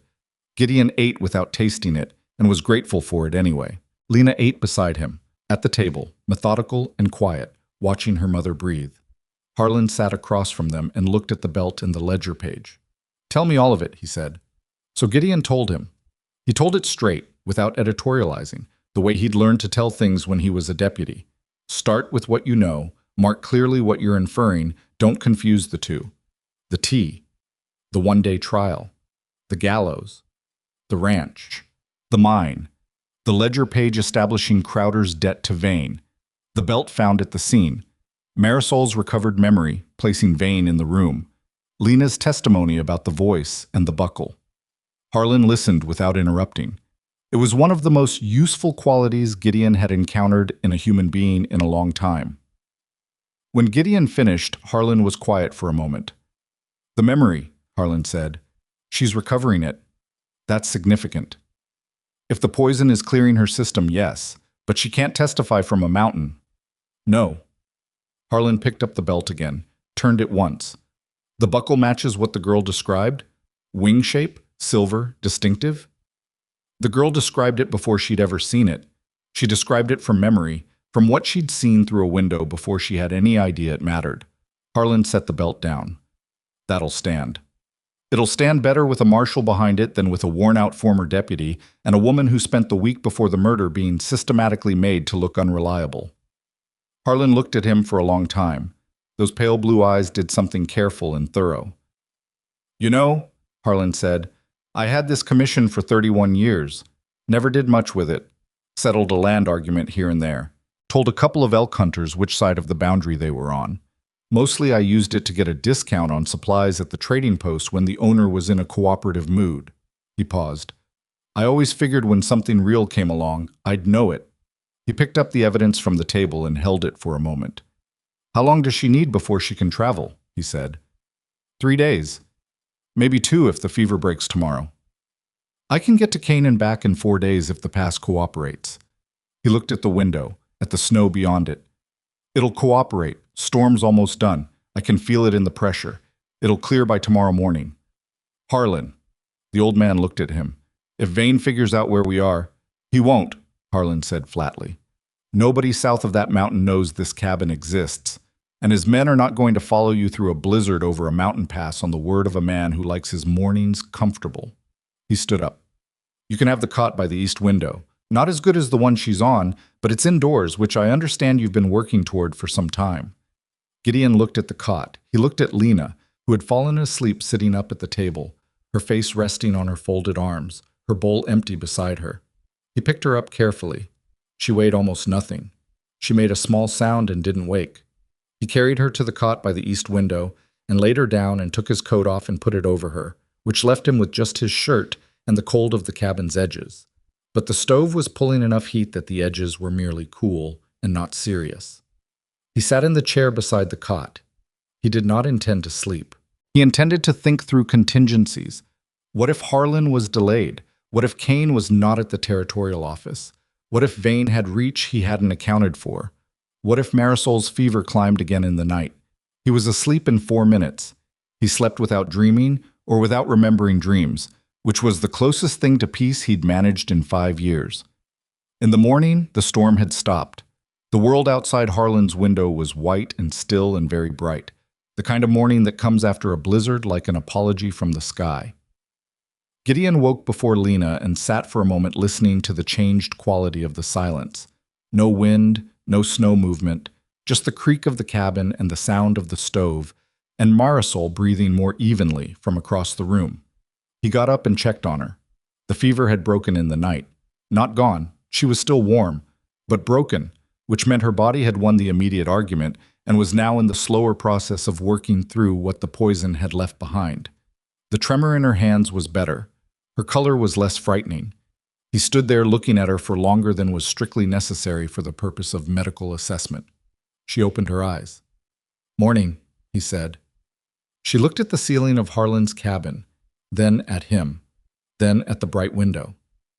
"Did it stop snowing?" "Yes." "Where's Lena?" "Sleeping. She's fine." She exhaled slowly. Her hand moved on the blanket, a small, aimless motion, and then settled. "Your hands," he said. "The tremor's better." She looked at her hands, flexed her fingers slowly. "Better," she agreed. "Not gone. It won't be gone for a while. But the poison's clearing. Your memory came back." "Some of it." She turned her head toward him. "Was it enough?" "What I remembered. Combined with the belt, combined with Lena's testimony, combined with the ledger." He paused. "Yes, if we can get it to the right person." "Harlan," she said. "He left before dawn." She was quiet for a moment. Outside, a jay landed on the windowsill and looked in briefly with the incurious expression of something that had evaluated the situation and found it unremarkable, and then left. "He didn't have to do that," she said. "No. Neither did you." He didn't answer that. "I've been thinking," she said, "about what to say to you, since yesterday, since the mountain." She stopped, started again differently. "I'm not a person who doesn't say things. I'm not built that way. I spent my whole life saying what needed to be said because there was no one else to say it." She looked at him. "But I don't know what to say to a man who walked into a town he'd never been to and stopped my hanging." "You don't have to say anything," he said. "I know I don't have to. I want to." She was quiet again, and this quiet was different. Not exhausted, not uncertain, but the quiet of someone organizing something real.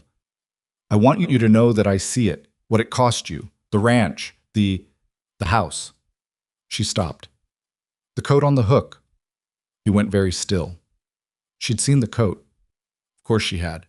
She'd spent a night in that house, and women who spent lives noticing things the way seamstresses did, the fall of fabric, the set of a shoulder, the quality of a button, saw coats on hooks, and understood what they meant. "Her name was Clara," he said. He hadn't said her name to anyone in 4 years. "My wife. And my daughter was May. She was 9. He said it flat and plain. Fire. 4 years before my wife. Clara didn't manage well after that." He stopped. "And then she didn't manage at all. And I spent 5 years on a ranch convincing myself that the best thing I could do for the world was take up as little of it as possible." Marisol looked at him without the expression he'd feared. Not pity, not the particular awful sympathy that made grief feel like a performance. Just attention, real and steady and unjudging. "And then a little girl grabbed your coat," she said. "And then a little girl grabbed my coat," he agreed. It was quiet between them, but not the uncomfortable kind. The stove ticked. Outside, the bright morning continued without them, indifferent and clean. "When this is over," Marisol said carefully, like someone setting something down that they're afraid to drop. "What happens?" He thought about that. He thought about a ranch with a burned barn and a burned house, and a man who needed to decide whether to rebuild or leave. He thought about a territorial badge that might or might not still be valid, and whether that mattered to him or not. He thought about the fact that he'd spent 2 days trying to keep this woman alive, and had not once experienced the particular deadness he'd been carrying for 5 years. "I don't know," he said. "I hadn't planned past this." "Neither had I." She said it simply, without agenda. "I was supposed to be dead yesterday morning."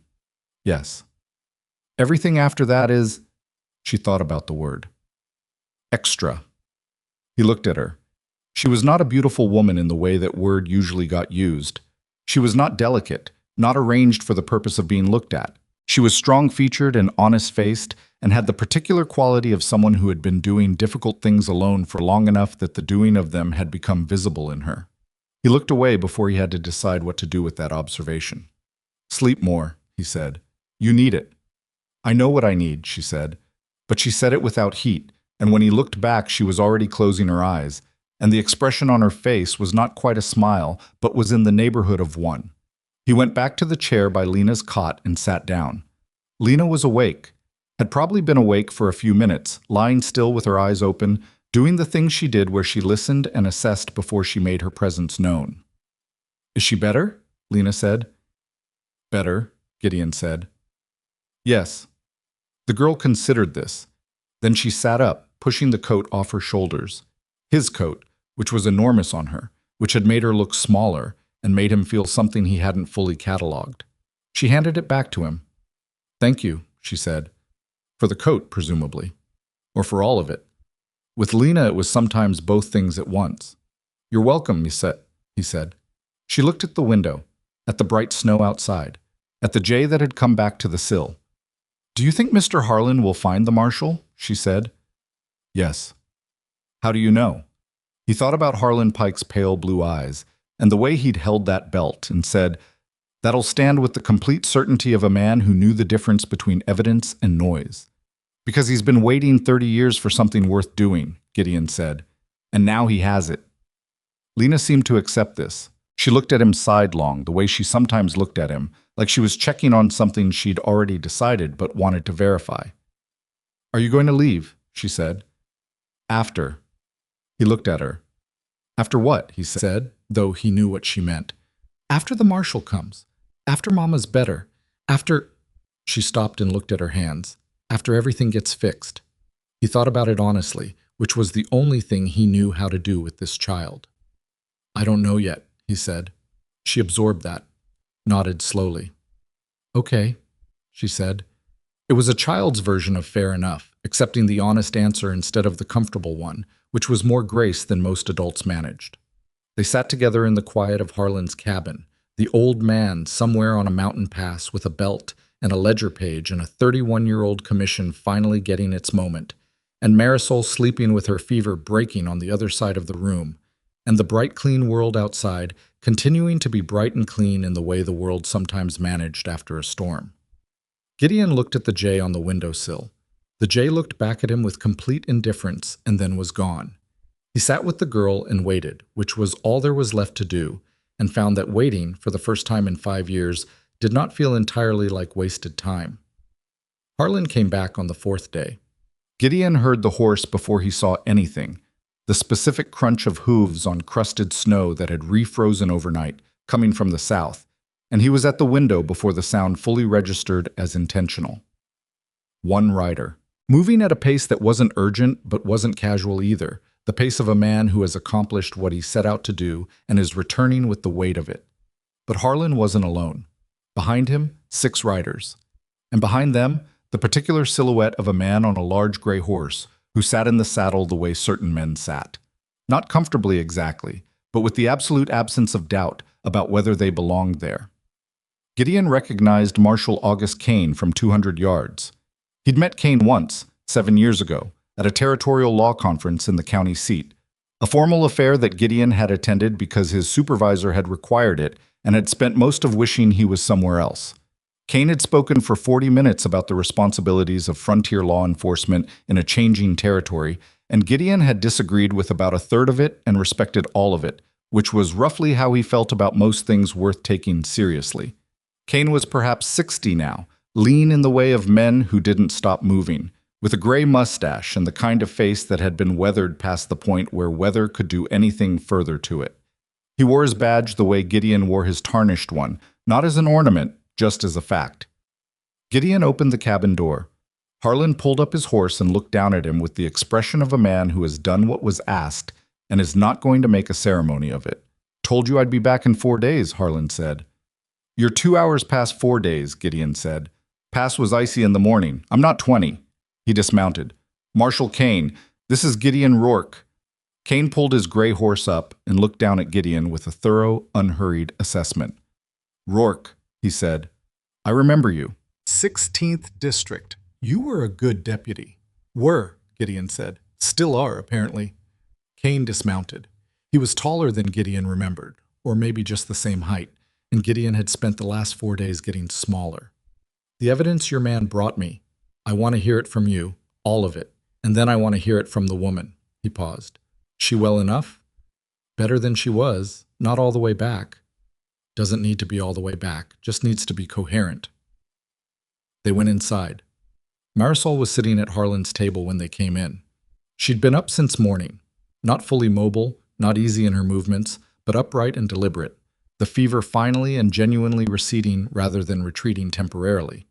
She'd borrowed a comb from Harlan's sparse belongings and put her hair back and was wearing a clean shirt that Harlan had produced from somewhere without comment. She looked like a woman who had survived something and was not going to pretend otherwise, but was also not going to be defined by it. She looked at Kane when he came through the door and said nothing. Kane looked at her. "Mrs. Serrano," he said. "I'm August Kane, Territorial Marshal. I've read the material Mr. Pike brought me. I need to ask you some questions." "Ask," she said. Lena was on the cot, reading one of the 3 books Harlan possessed, which turned out to be a trapper's almanac, a surveyor's field manual, and a water-damaged novel that she'd chosen on the basis that it was the only one that appeared to have people in it. She looked up when the men came in, assessed the situation, and went back to the novel. Gideon had stopped being surprised by her. Kane sat across from Marisol and asked his questions. "I was good at it. Not gentle exactly. Not the performed gentleness that people sometimes deployed with women, as though gentleness were the same as taking them seriously. He was direct and precise, and he listened to the answers fully before asking the next thing, which was rarer than it should have been. Marisol answered everything.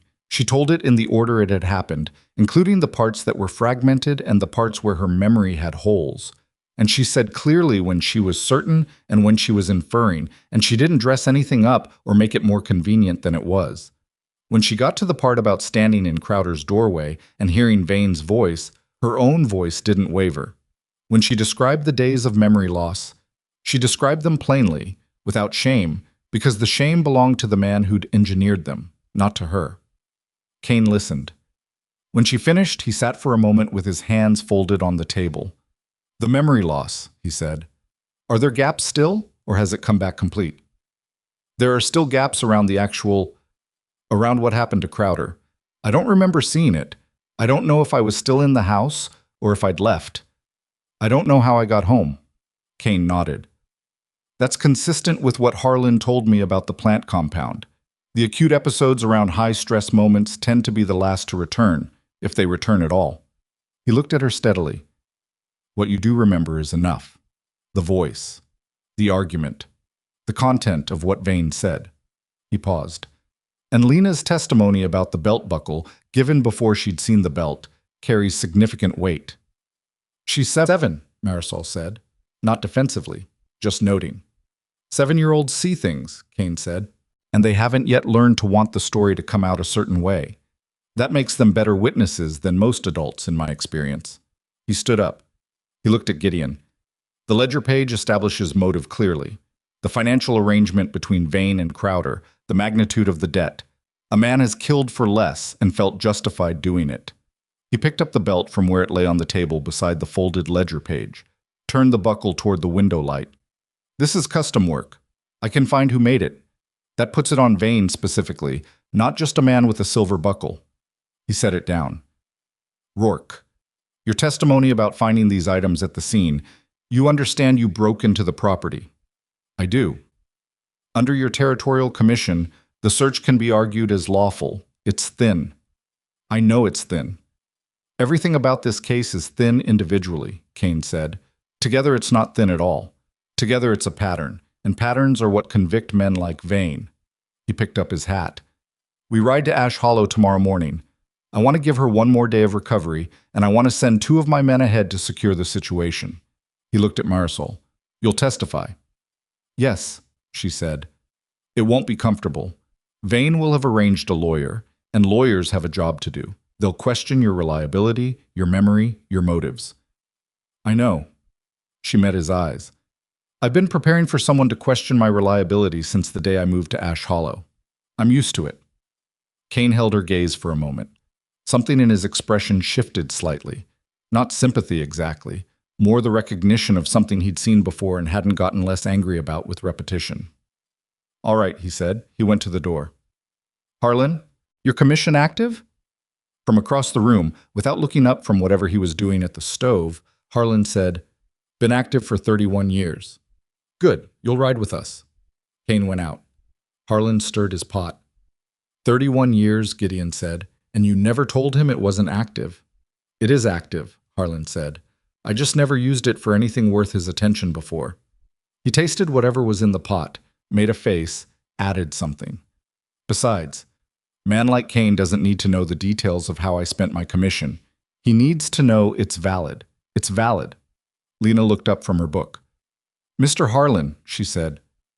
What? This novel has a lot of people dying in it. That's generally what novels do. She considered this. Does it get better? I don't know. I never finished it. She went back to reading, apparently deciding to find out for herself, which Gideon thought was about the right approach to most things.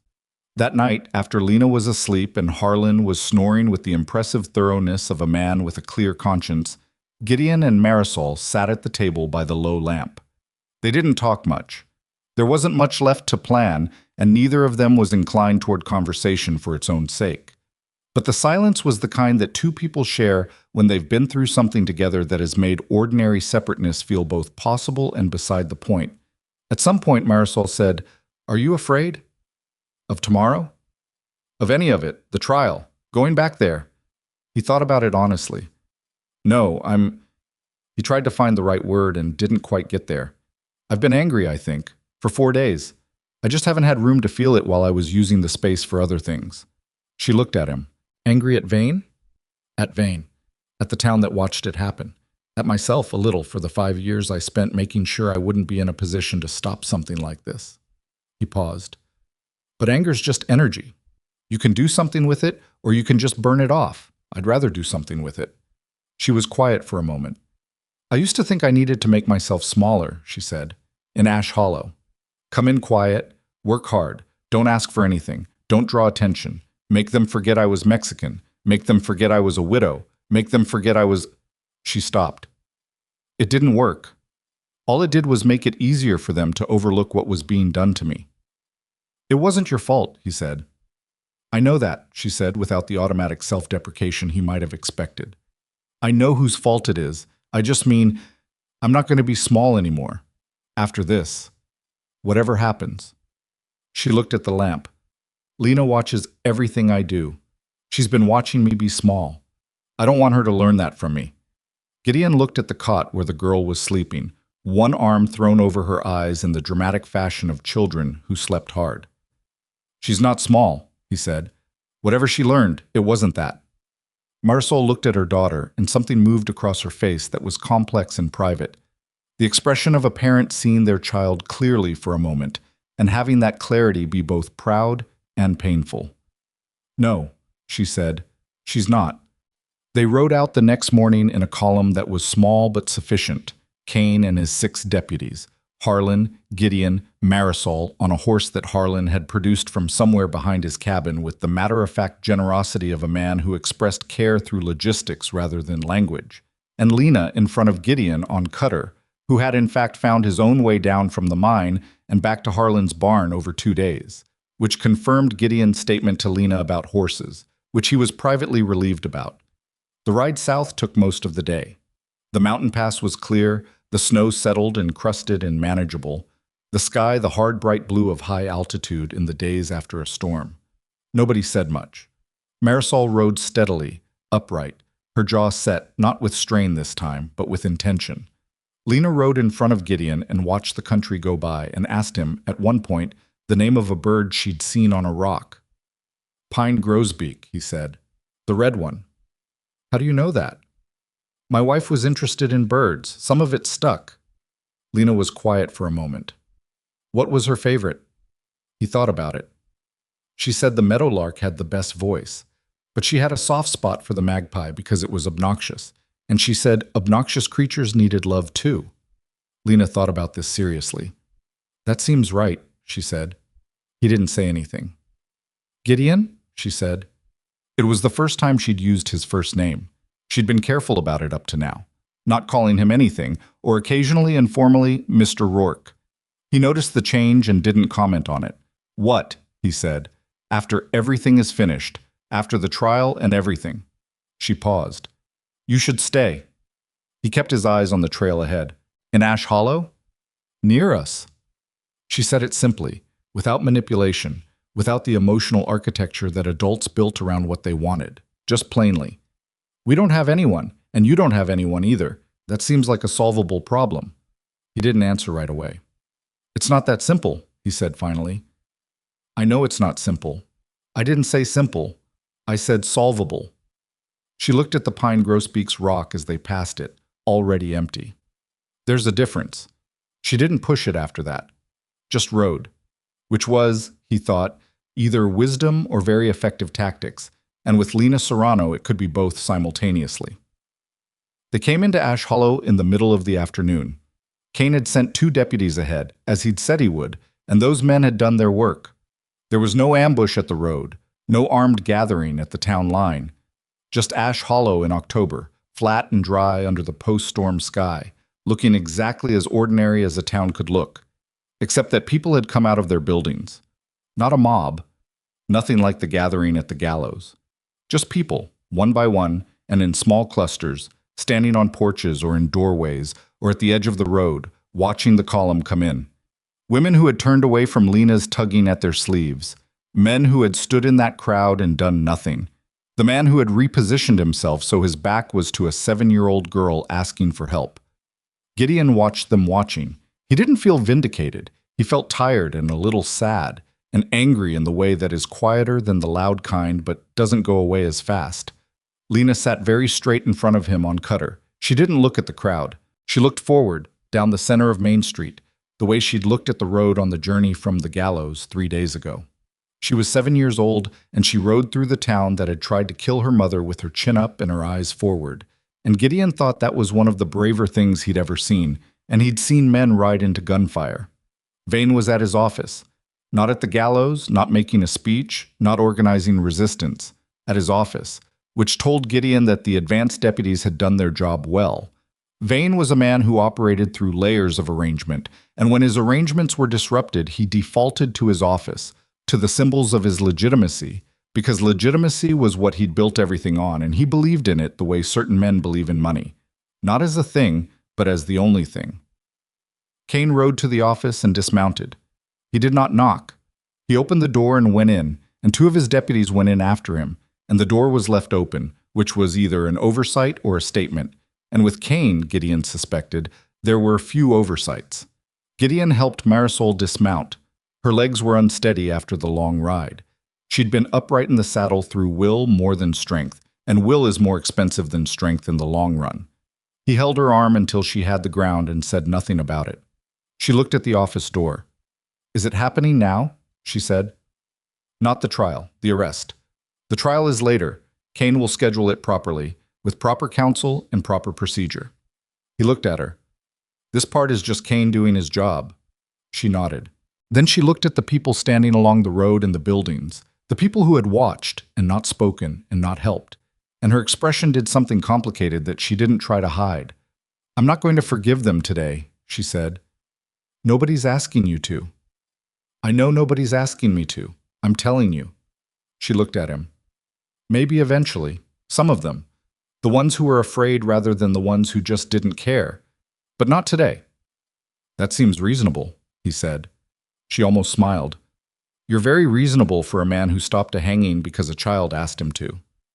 That was a bad decision from a purely strategic standpoint, he said. Absolutely terrible, she agreed.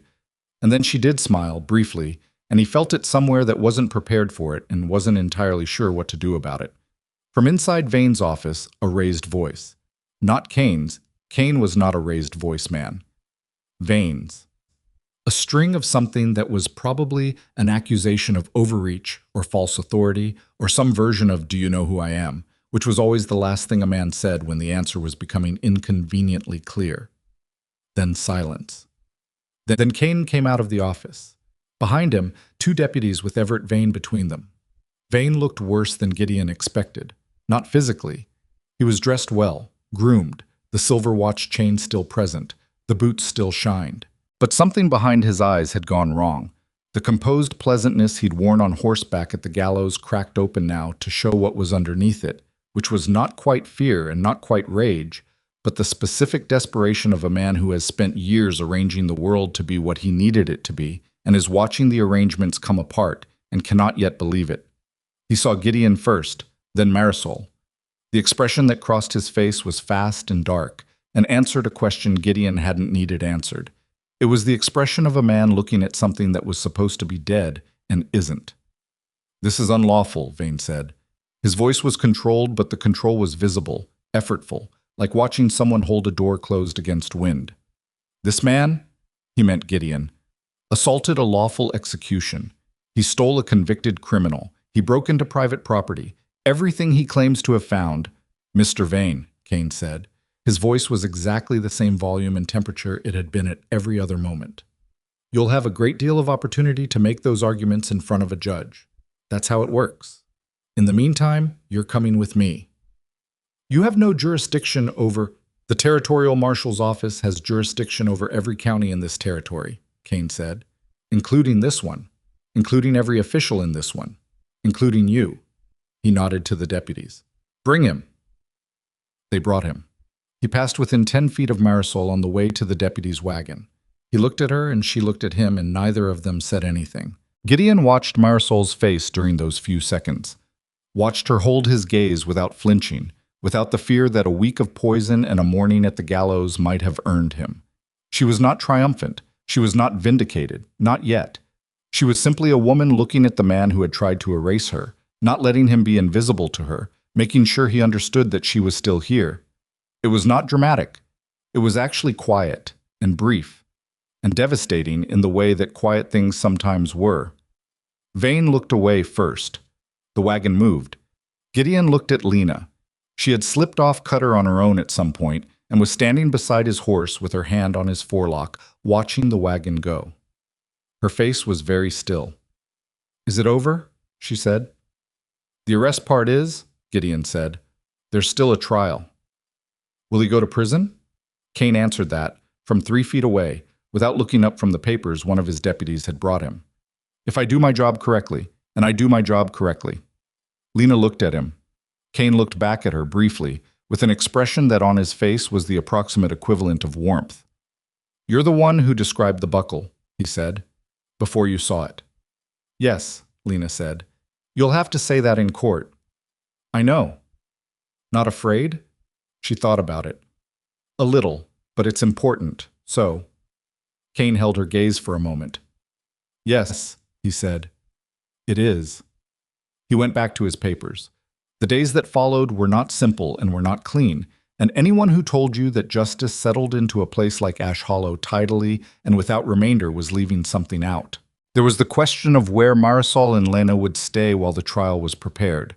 Her seamstress shop had been left undisturbed, it turned out, because Vane had assumed she'd be dead and hadn't bothered to do anything about her belongings, which was the kind of oversight that came from certainty.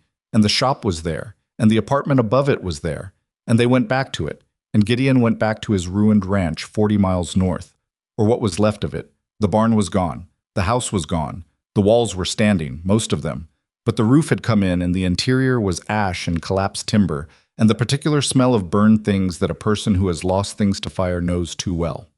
The chicken coop was still there, emptied 2 years ago and not missed. The fences mostly stood. The land was the land, unchanged, not caring, still his.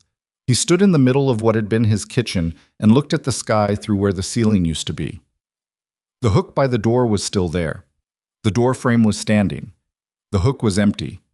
The coat had burned, which was not a thing he'd thought about until he was standing there looking at the empty hook.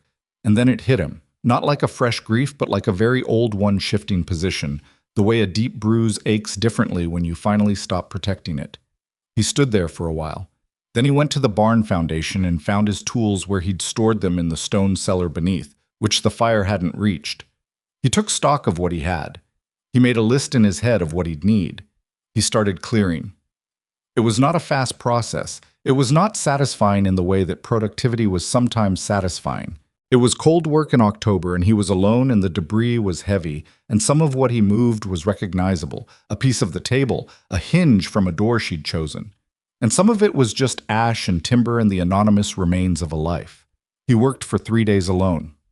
On the fourth day, 2 men from a farm 6 miles south showed up with tools and horses and said they'd heard what had happened. He didn't know them well, had nodded at them on the road twice, maybe 3 times. They worked for 4 hours and didn't require conversation and left. The day after that, 4 more people came. Not in an organized way, not as a gesture, just people who showed up with tools, worked, and left. Some of them he knew. Some he didn't. He didn't know what to do with it exactly. He'd spent 5 years making sure he didn't need anyone, and the experience of needing people and having them show up was something his emotional vocabulary was not fully equipped for. He worked alongside them and said thank you when they left, and at night sat in the tent he'd made from salvaged canvas and thought about what it meant that the world kept insisting on being more than he'd decided it was. The trial was set for 6 weeks out. Kane ran it properly, which meant it took the time it needed and didn't cut corners in either direction. Vane's lawyer was a man from the capital who was good at his job and earned whatever Vane was paying him and did everything that could reasonably be done with a bad situation. He challenged the chain of evidence. He questioned the legality of Gideon's search. He cast doubt on the reliability of Marisol's fragmented memory and on the appropriateness of allowing a 7-year-old to testify. Kane had prepared for all of it. The silversmith who had made the belt buckle testified. A custom order 2 years prior for a man matching Vane's description, paid in cash. The design of the buckle specified by the buyer and recorded in the craftsman's order book. A wing shape, silver, specific dimensions. A doctor from the county north testified about the plant compound that Harlan had identified, and about the progression of symptoms in a patient exposed to repeated doses over 5 or more days, and about the specific way such a compound affected memory formation during acute exposure. He testified that the symptoms Marisol had displayed were entirely consistent with this exposure, and that her current partial amnesia around the highest stress moments was a predictable outcome, not evidence of fabrication. Gideon testified about finding the evidence at Crowder's house, about the timeline, about the conversation he'd overheard in Ash Hollow the night he went back, the 2 men in the alley, the 40 riders, the order to come back without problems. And then Marisol testified. She sat in the witness chair in the makeshift courtroom. Kane had commandeered the feed store, the largest available space. And she told the truth the same way she'd told it to Gideon in his ranch house, and to Kane in Harlan's cabin, in the same order and with the same precision, marking the gaps where gaps existed and filling what she knew where she knew it. Vane's lawyer came at her for 40 minutes. He questioned the reliability of her recovered memory. He suggested she'd been coached. He asked pointed questions about her financial relationship with Crowder, her history in the county, whether she might have reasons of her own to want him dead. Marisol answered every question without raising her voice. She said, at one point, when the lawyer suggested her memory was convenient in its recovery, "I understand why you need to say that. Your job is to make me seem unreliable, but you should know that I'm telling you exactly what I remember, including the parts I don't remember, which is what an honest person does. If I were inventing this, I would have invented a more complete story." The courtroom was quiet after that, and then Lena testified. She sat in the chair and she was small in it, her feet not quite reaching the floor, and she wore the cleanest dress Marisol had been able to put together, which was not very clean because their resources were what they were, and she sat with her hands folded in her lap, and she answered the questions. The buckle, the voice. The night she'd followed her mother and stood by the window at the side of Crowder's house. She described what she'd heard and what she'd seen, and she said clearly what she hadn't heard and hadn't seen. Vane's lawyer was careful with her. He wasn't cruel. Even he understood that being cruel to a 7-year-old in a room full of townspeople trying to decide whether they'd done something terrible was not tactically sound. He asked whether she'd described the buckle to anyone before seeing the physical belt. To Gideon, she said, at the ranch house, before he went back to Ash Hollow. I told him it was shaped like a wing or a leaf, something with edges. And when did you first see the actual belt? At Mr. Harlan's cabin. The marshal brought it in from his saddlebag. And it matched what you remembered? She looked at him steadily. I told you what I remembered. You can see the belt. The lawyer sat down. There was a sound in the room that wasn't quite anything. Not a murmur, not a gasp, just the collective exhale of people in the presence of something they recognized as real. The jury took 2 hours. Guilty. All counts. The murder of Silas Crowder. The deliberate poisoning of Marisol Serrano. The conspiracy to obstruct territorial justice. The attempted murder of 2 witnesses. 2 hours, which in Gideon's experience of juries was not fast and was not slow, was the length of time it took 12 men to be sure. Vane received his sentence standing. He kept his face composed, which was the last thing he had control over, and he kept it until he didn't, which was somewhere between the word sentenced and the word imprisonment, and what showed through was not the calculated pleasantness he'd worn at the gallows or the controlled anger of the arrest, but something smaller and more ordinary. The expression of a man who has believed for a long time that he was above the weight of consequences and is discovering, at the end, that nobody is. Gideon watched it from his seat and felt nothing dramatic, just the tired, accurate satisfaction of a thing being what it should be. The gallows came down the following morning. It was Gideon who suggested it, and Cain who authorized it, and the actual physical taking down was done by 6 men from the town, some of them the same men who had stood and watched, which was not nothing, even if it was not enough. The new lumber came apart more easily than it had gone up, and by mid-morning the platform was boards, and the uprights were posts, and the rope was already gone, someone having disposed of it without discussion. Lena watched from across the street, standing beside her mother. Marisol had her hand on the girl's shoulder, and Lena had both arms crossed over her chest in the way she stood when she was thinking carefully about something. Gideon walked over. "Better?" he said. Lena looked at the empty space where the gallows had been, at the pale rectangle of less worn ground, at the main street of Ash Hollow, which had not been transformed by any of this into somewhere else, but which had at least lost the most immediate evidence of what it had been willing to become. "A little," she said. "That's an honest answer," he said. She looked up at him. "Were you expecting a different one?" He almost smiled. "No." Marisol looked at him over Lena's head. He'd seen her every day for 3 weeks, through the preparation for the trial, through the trial itself, through the verdict and its aftermath. They had not talked about Harlan's cabin, about the things said in the lamplight, about the questions she'd asked, and the answer he hadn't fully given. There had been too much else that required attention, and they were both practical enough to let what was important wait until what was urgent had been dealt with. But the urgent things were dealt with now. Cain came to find him that afternoon. They stood outside the feed store, the temporary courtroom already being dismantled back into a feed store, the folding chairs being stacked, the territorial seal being removed from the wall, and Cain handed him an envelope. He opened it, a territorial deputy commission, his name on it, the current date. He looked at Cain. "Ash Hollow needs a proper law presence," Cain said. "Permanent, not rotating deputies from the capital, someone who knows the county, knows the people, has standing." He looked at Gideon without expression. "You stopped a hanging on nothing but nerve in an expired commission. I'd like to offer you a current one." Gideon looked at the commission.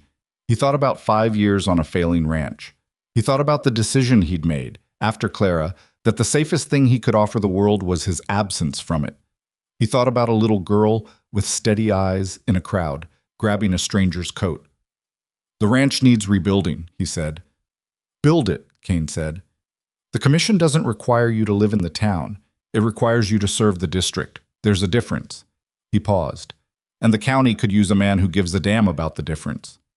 Gideon stood with the commission in his hands. "Yes," he said. Cain nodded, as though this had been the expected answer, and he'd simply been waiting for it to be confirmed. He rode out that afternoon. Gideon walked back to find Marisol. She was in her shop, had been working in it the last few weeks. The sound of the sewing machine, a constant in the background of the trial preparations. Because work was how she processed things, and the town still needed things sewn, and she still needed to earn a living. He came in and stood in the doorway the way people stood in seamstress shops, uncertain whether the floor was safe to walk on. She looked up from the machine. "He offered me the commission," Gideon said. "Permanent district deputy." She held his gaze. And? I took it. Something shifted in her expression. Not surprise. She'd known him long enough now to know that this was the direction he'd been moving, whether he admitted it or not. More like relief. Or the particular look someone seen a thing fall into place that they'd been hoping would fall into place without wanting to say so. The ranch, he said. I'm going to rebuild it. It's going to take time. It won't be... It's not going to be what it was. He stopped. I don't need it to be what it was. She was quiet. There's a room I was thinking of, he said. Off the south side. Good light in the mornings. I was going to use it for storage, but it doesn't need to be storage. He was aware he was not saying this gracefully. He didn't have another way to say it. It could be a sewing room, if someone wanted one, with good light. Marisol looked at him for a long time. She was not a woman who needed things wrapped up prettily. She was a woman who had survived a week of poisoning and a gallows and a blizzard over a mountain pass and a trial in a feed store, and she knew what things were when they were in front of her. You're asking, she said. Yes. In the least elegant way I've ever been asked anything, she said. I know. I'm sorry. Don't be sorry. She set down the fabric she'd been holding. Yes, she said. The answer is yes. In case that wasn't clear. He exhaled. She stood up from the machine and walked to him, and she was in front of him now, closer than the practical distances they'd been maintaining, and she looked up at him with those honest, dark eyes. Lena will be insufferable about being right, she said. She was right, he said. I know she was right. That's what will make her insufferable. He almost laughed. It came out wrong, unpracticed, the way things come out when they haven't been used in a while. But it was real, and she heard it, and the corner of her mouth moved. He put his hand on the side of her face carefully, and she leaned into it slightly, and neither of them said anything for a moment. The sewing shop was quiet around them. Outside, Ash Hollow continued doing what towns did. Indifferent and ordinary and imperfect, not changed into something better by what had happened to it, but at least changed into something more aware of what it could become. People rebuilding small things, the way people did when the large things had been shaken.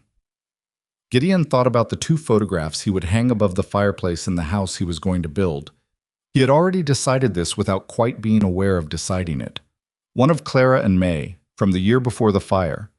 They were laughing in it, both of them, at something outside the frame of the picture, and he had never been able to bring himself to put it away, and had never been able to look at it directly, and would now, he thought, find a way to do both.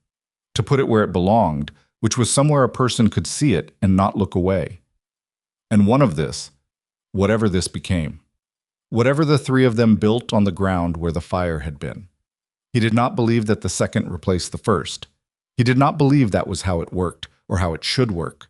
He believed, in the particular way that a man believed things after he'd had them tested, that the heart was not a fixed container that could only hold so much, that it was more like the land, which absorbed what it was given and grew over it, and became something different than it was without being less than it was.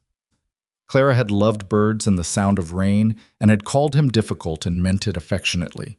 May had been afraid of horses and interested in everything else, and had called him Papa in a voice he could still hear exactly if he let himself. Marisol was stubborn and clear-eyed, and had survived things that should have broken her without becoming brittle. Lena was 7 years old and older than most adults Gideon knew, and had grabbed a stranger's coat at the edge of a crowd because she'd decided he was worth grabbing. He held all of them in the same place, without apology. Months later, past winter, into a spring that came in warmer than expected, the way spring sometimes did as if to compensate for something. Gideon and Marisol were married. It was a small thing.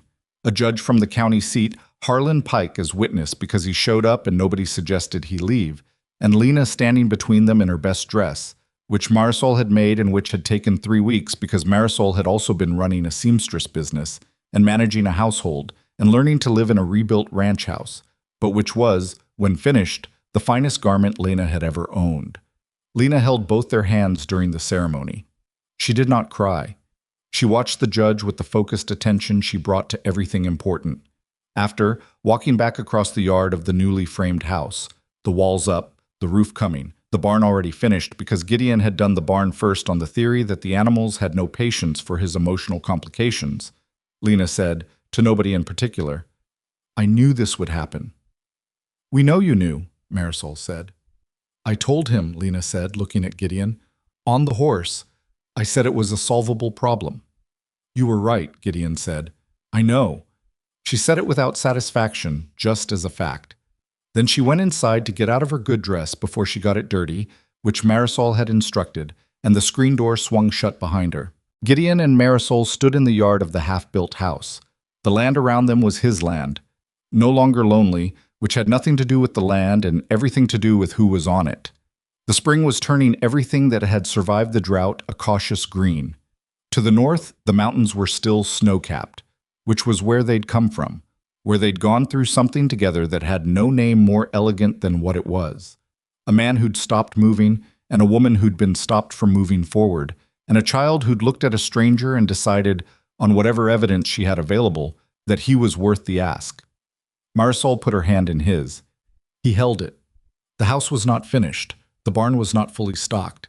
The county had problems that a deputy's commission would require him to address, and he'd already started addressing them and would continue, imperfectly, because the work was never done and the world was never fixed, only managed, only kept honest, one decision at a time. None of it was perfect. He had learned, in this past year, that perfect was not the standard, that the standard was real choices and real consequences, and real people who showed up, and real debts that got paid, and real things lost and real things built in the spaces the losses left. He had learned that a small girl asking for help was not a burden, that it was, in fact, exactly what the rest of his life had been making him ready for, whether he'd wanted to be ready or not. He looked at the mountains. Somewhere up there was an abandoned mine with a ventilation shaft going straight up through stone, and somewhere in that stone were the handprints of a man who'd climbed it in the dark with a woman and a child and a tarnished badge and no good plan and made it out anyway. That was enough. That was, he thought, exactly enough. He had come to Ash Hollow to buy a cow. He stayed because a child had asked him to, and the asking had turned out to be the truest thing anyone had said to him in years. He stayed because Marisol was still here, against all available odds, and her being here was not something he was willing to stop being grateful for. And he stayed because the land needed a deputy, and the deputy needed a home, and the home needed people in it who meant what they said and stayed when they said they would, and he was done being a man who'd given up on being any of those things. Ash Hollow remembered him as the deputy who stopped a hanging.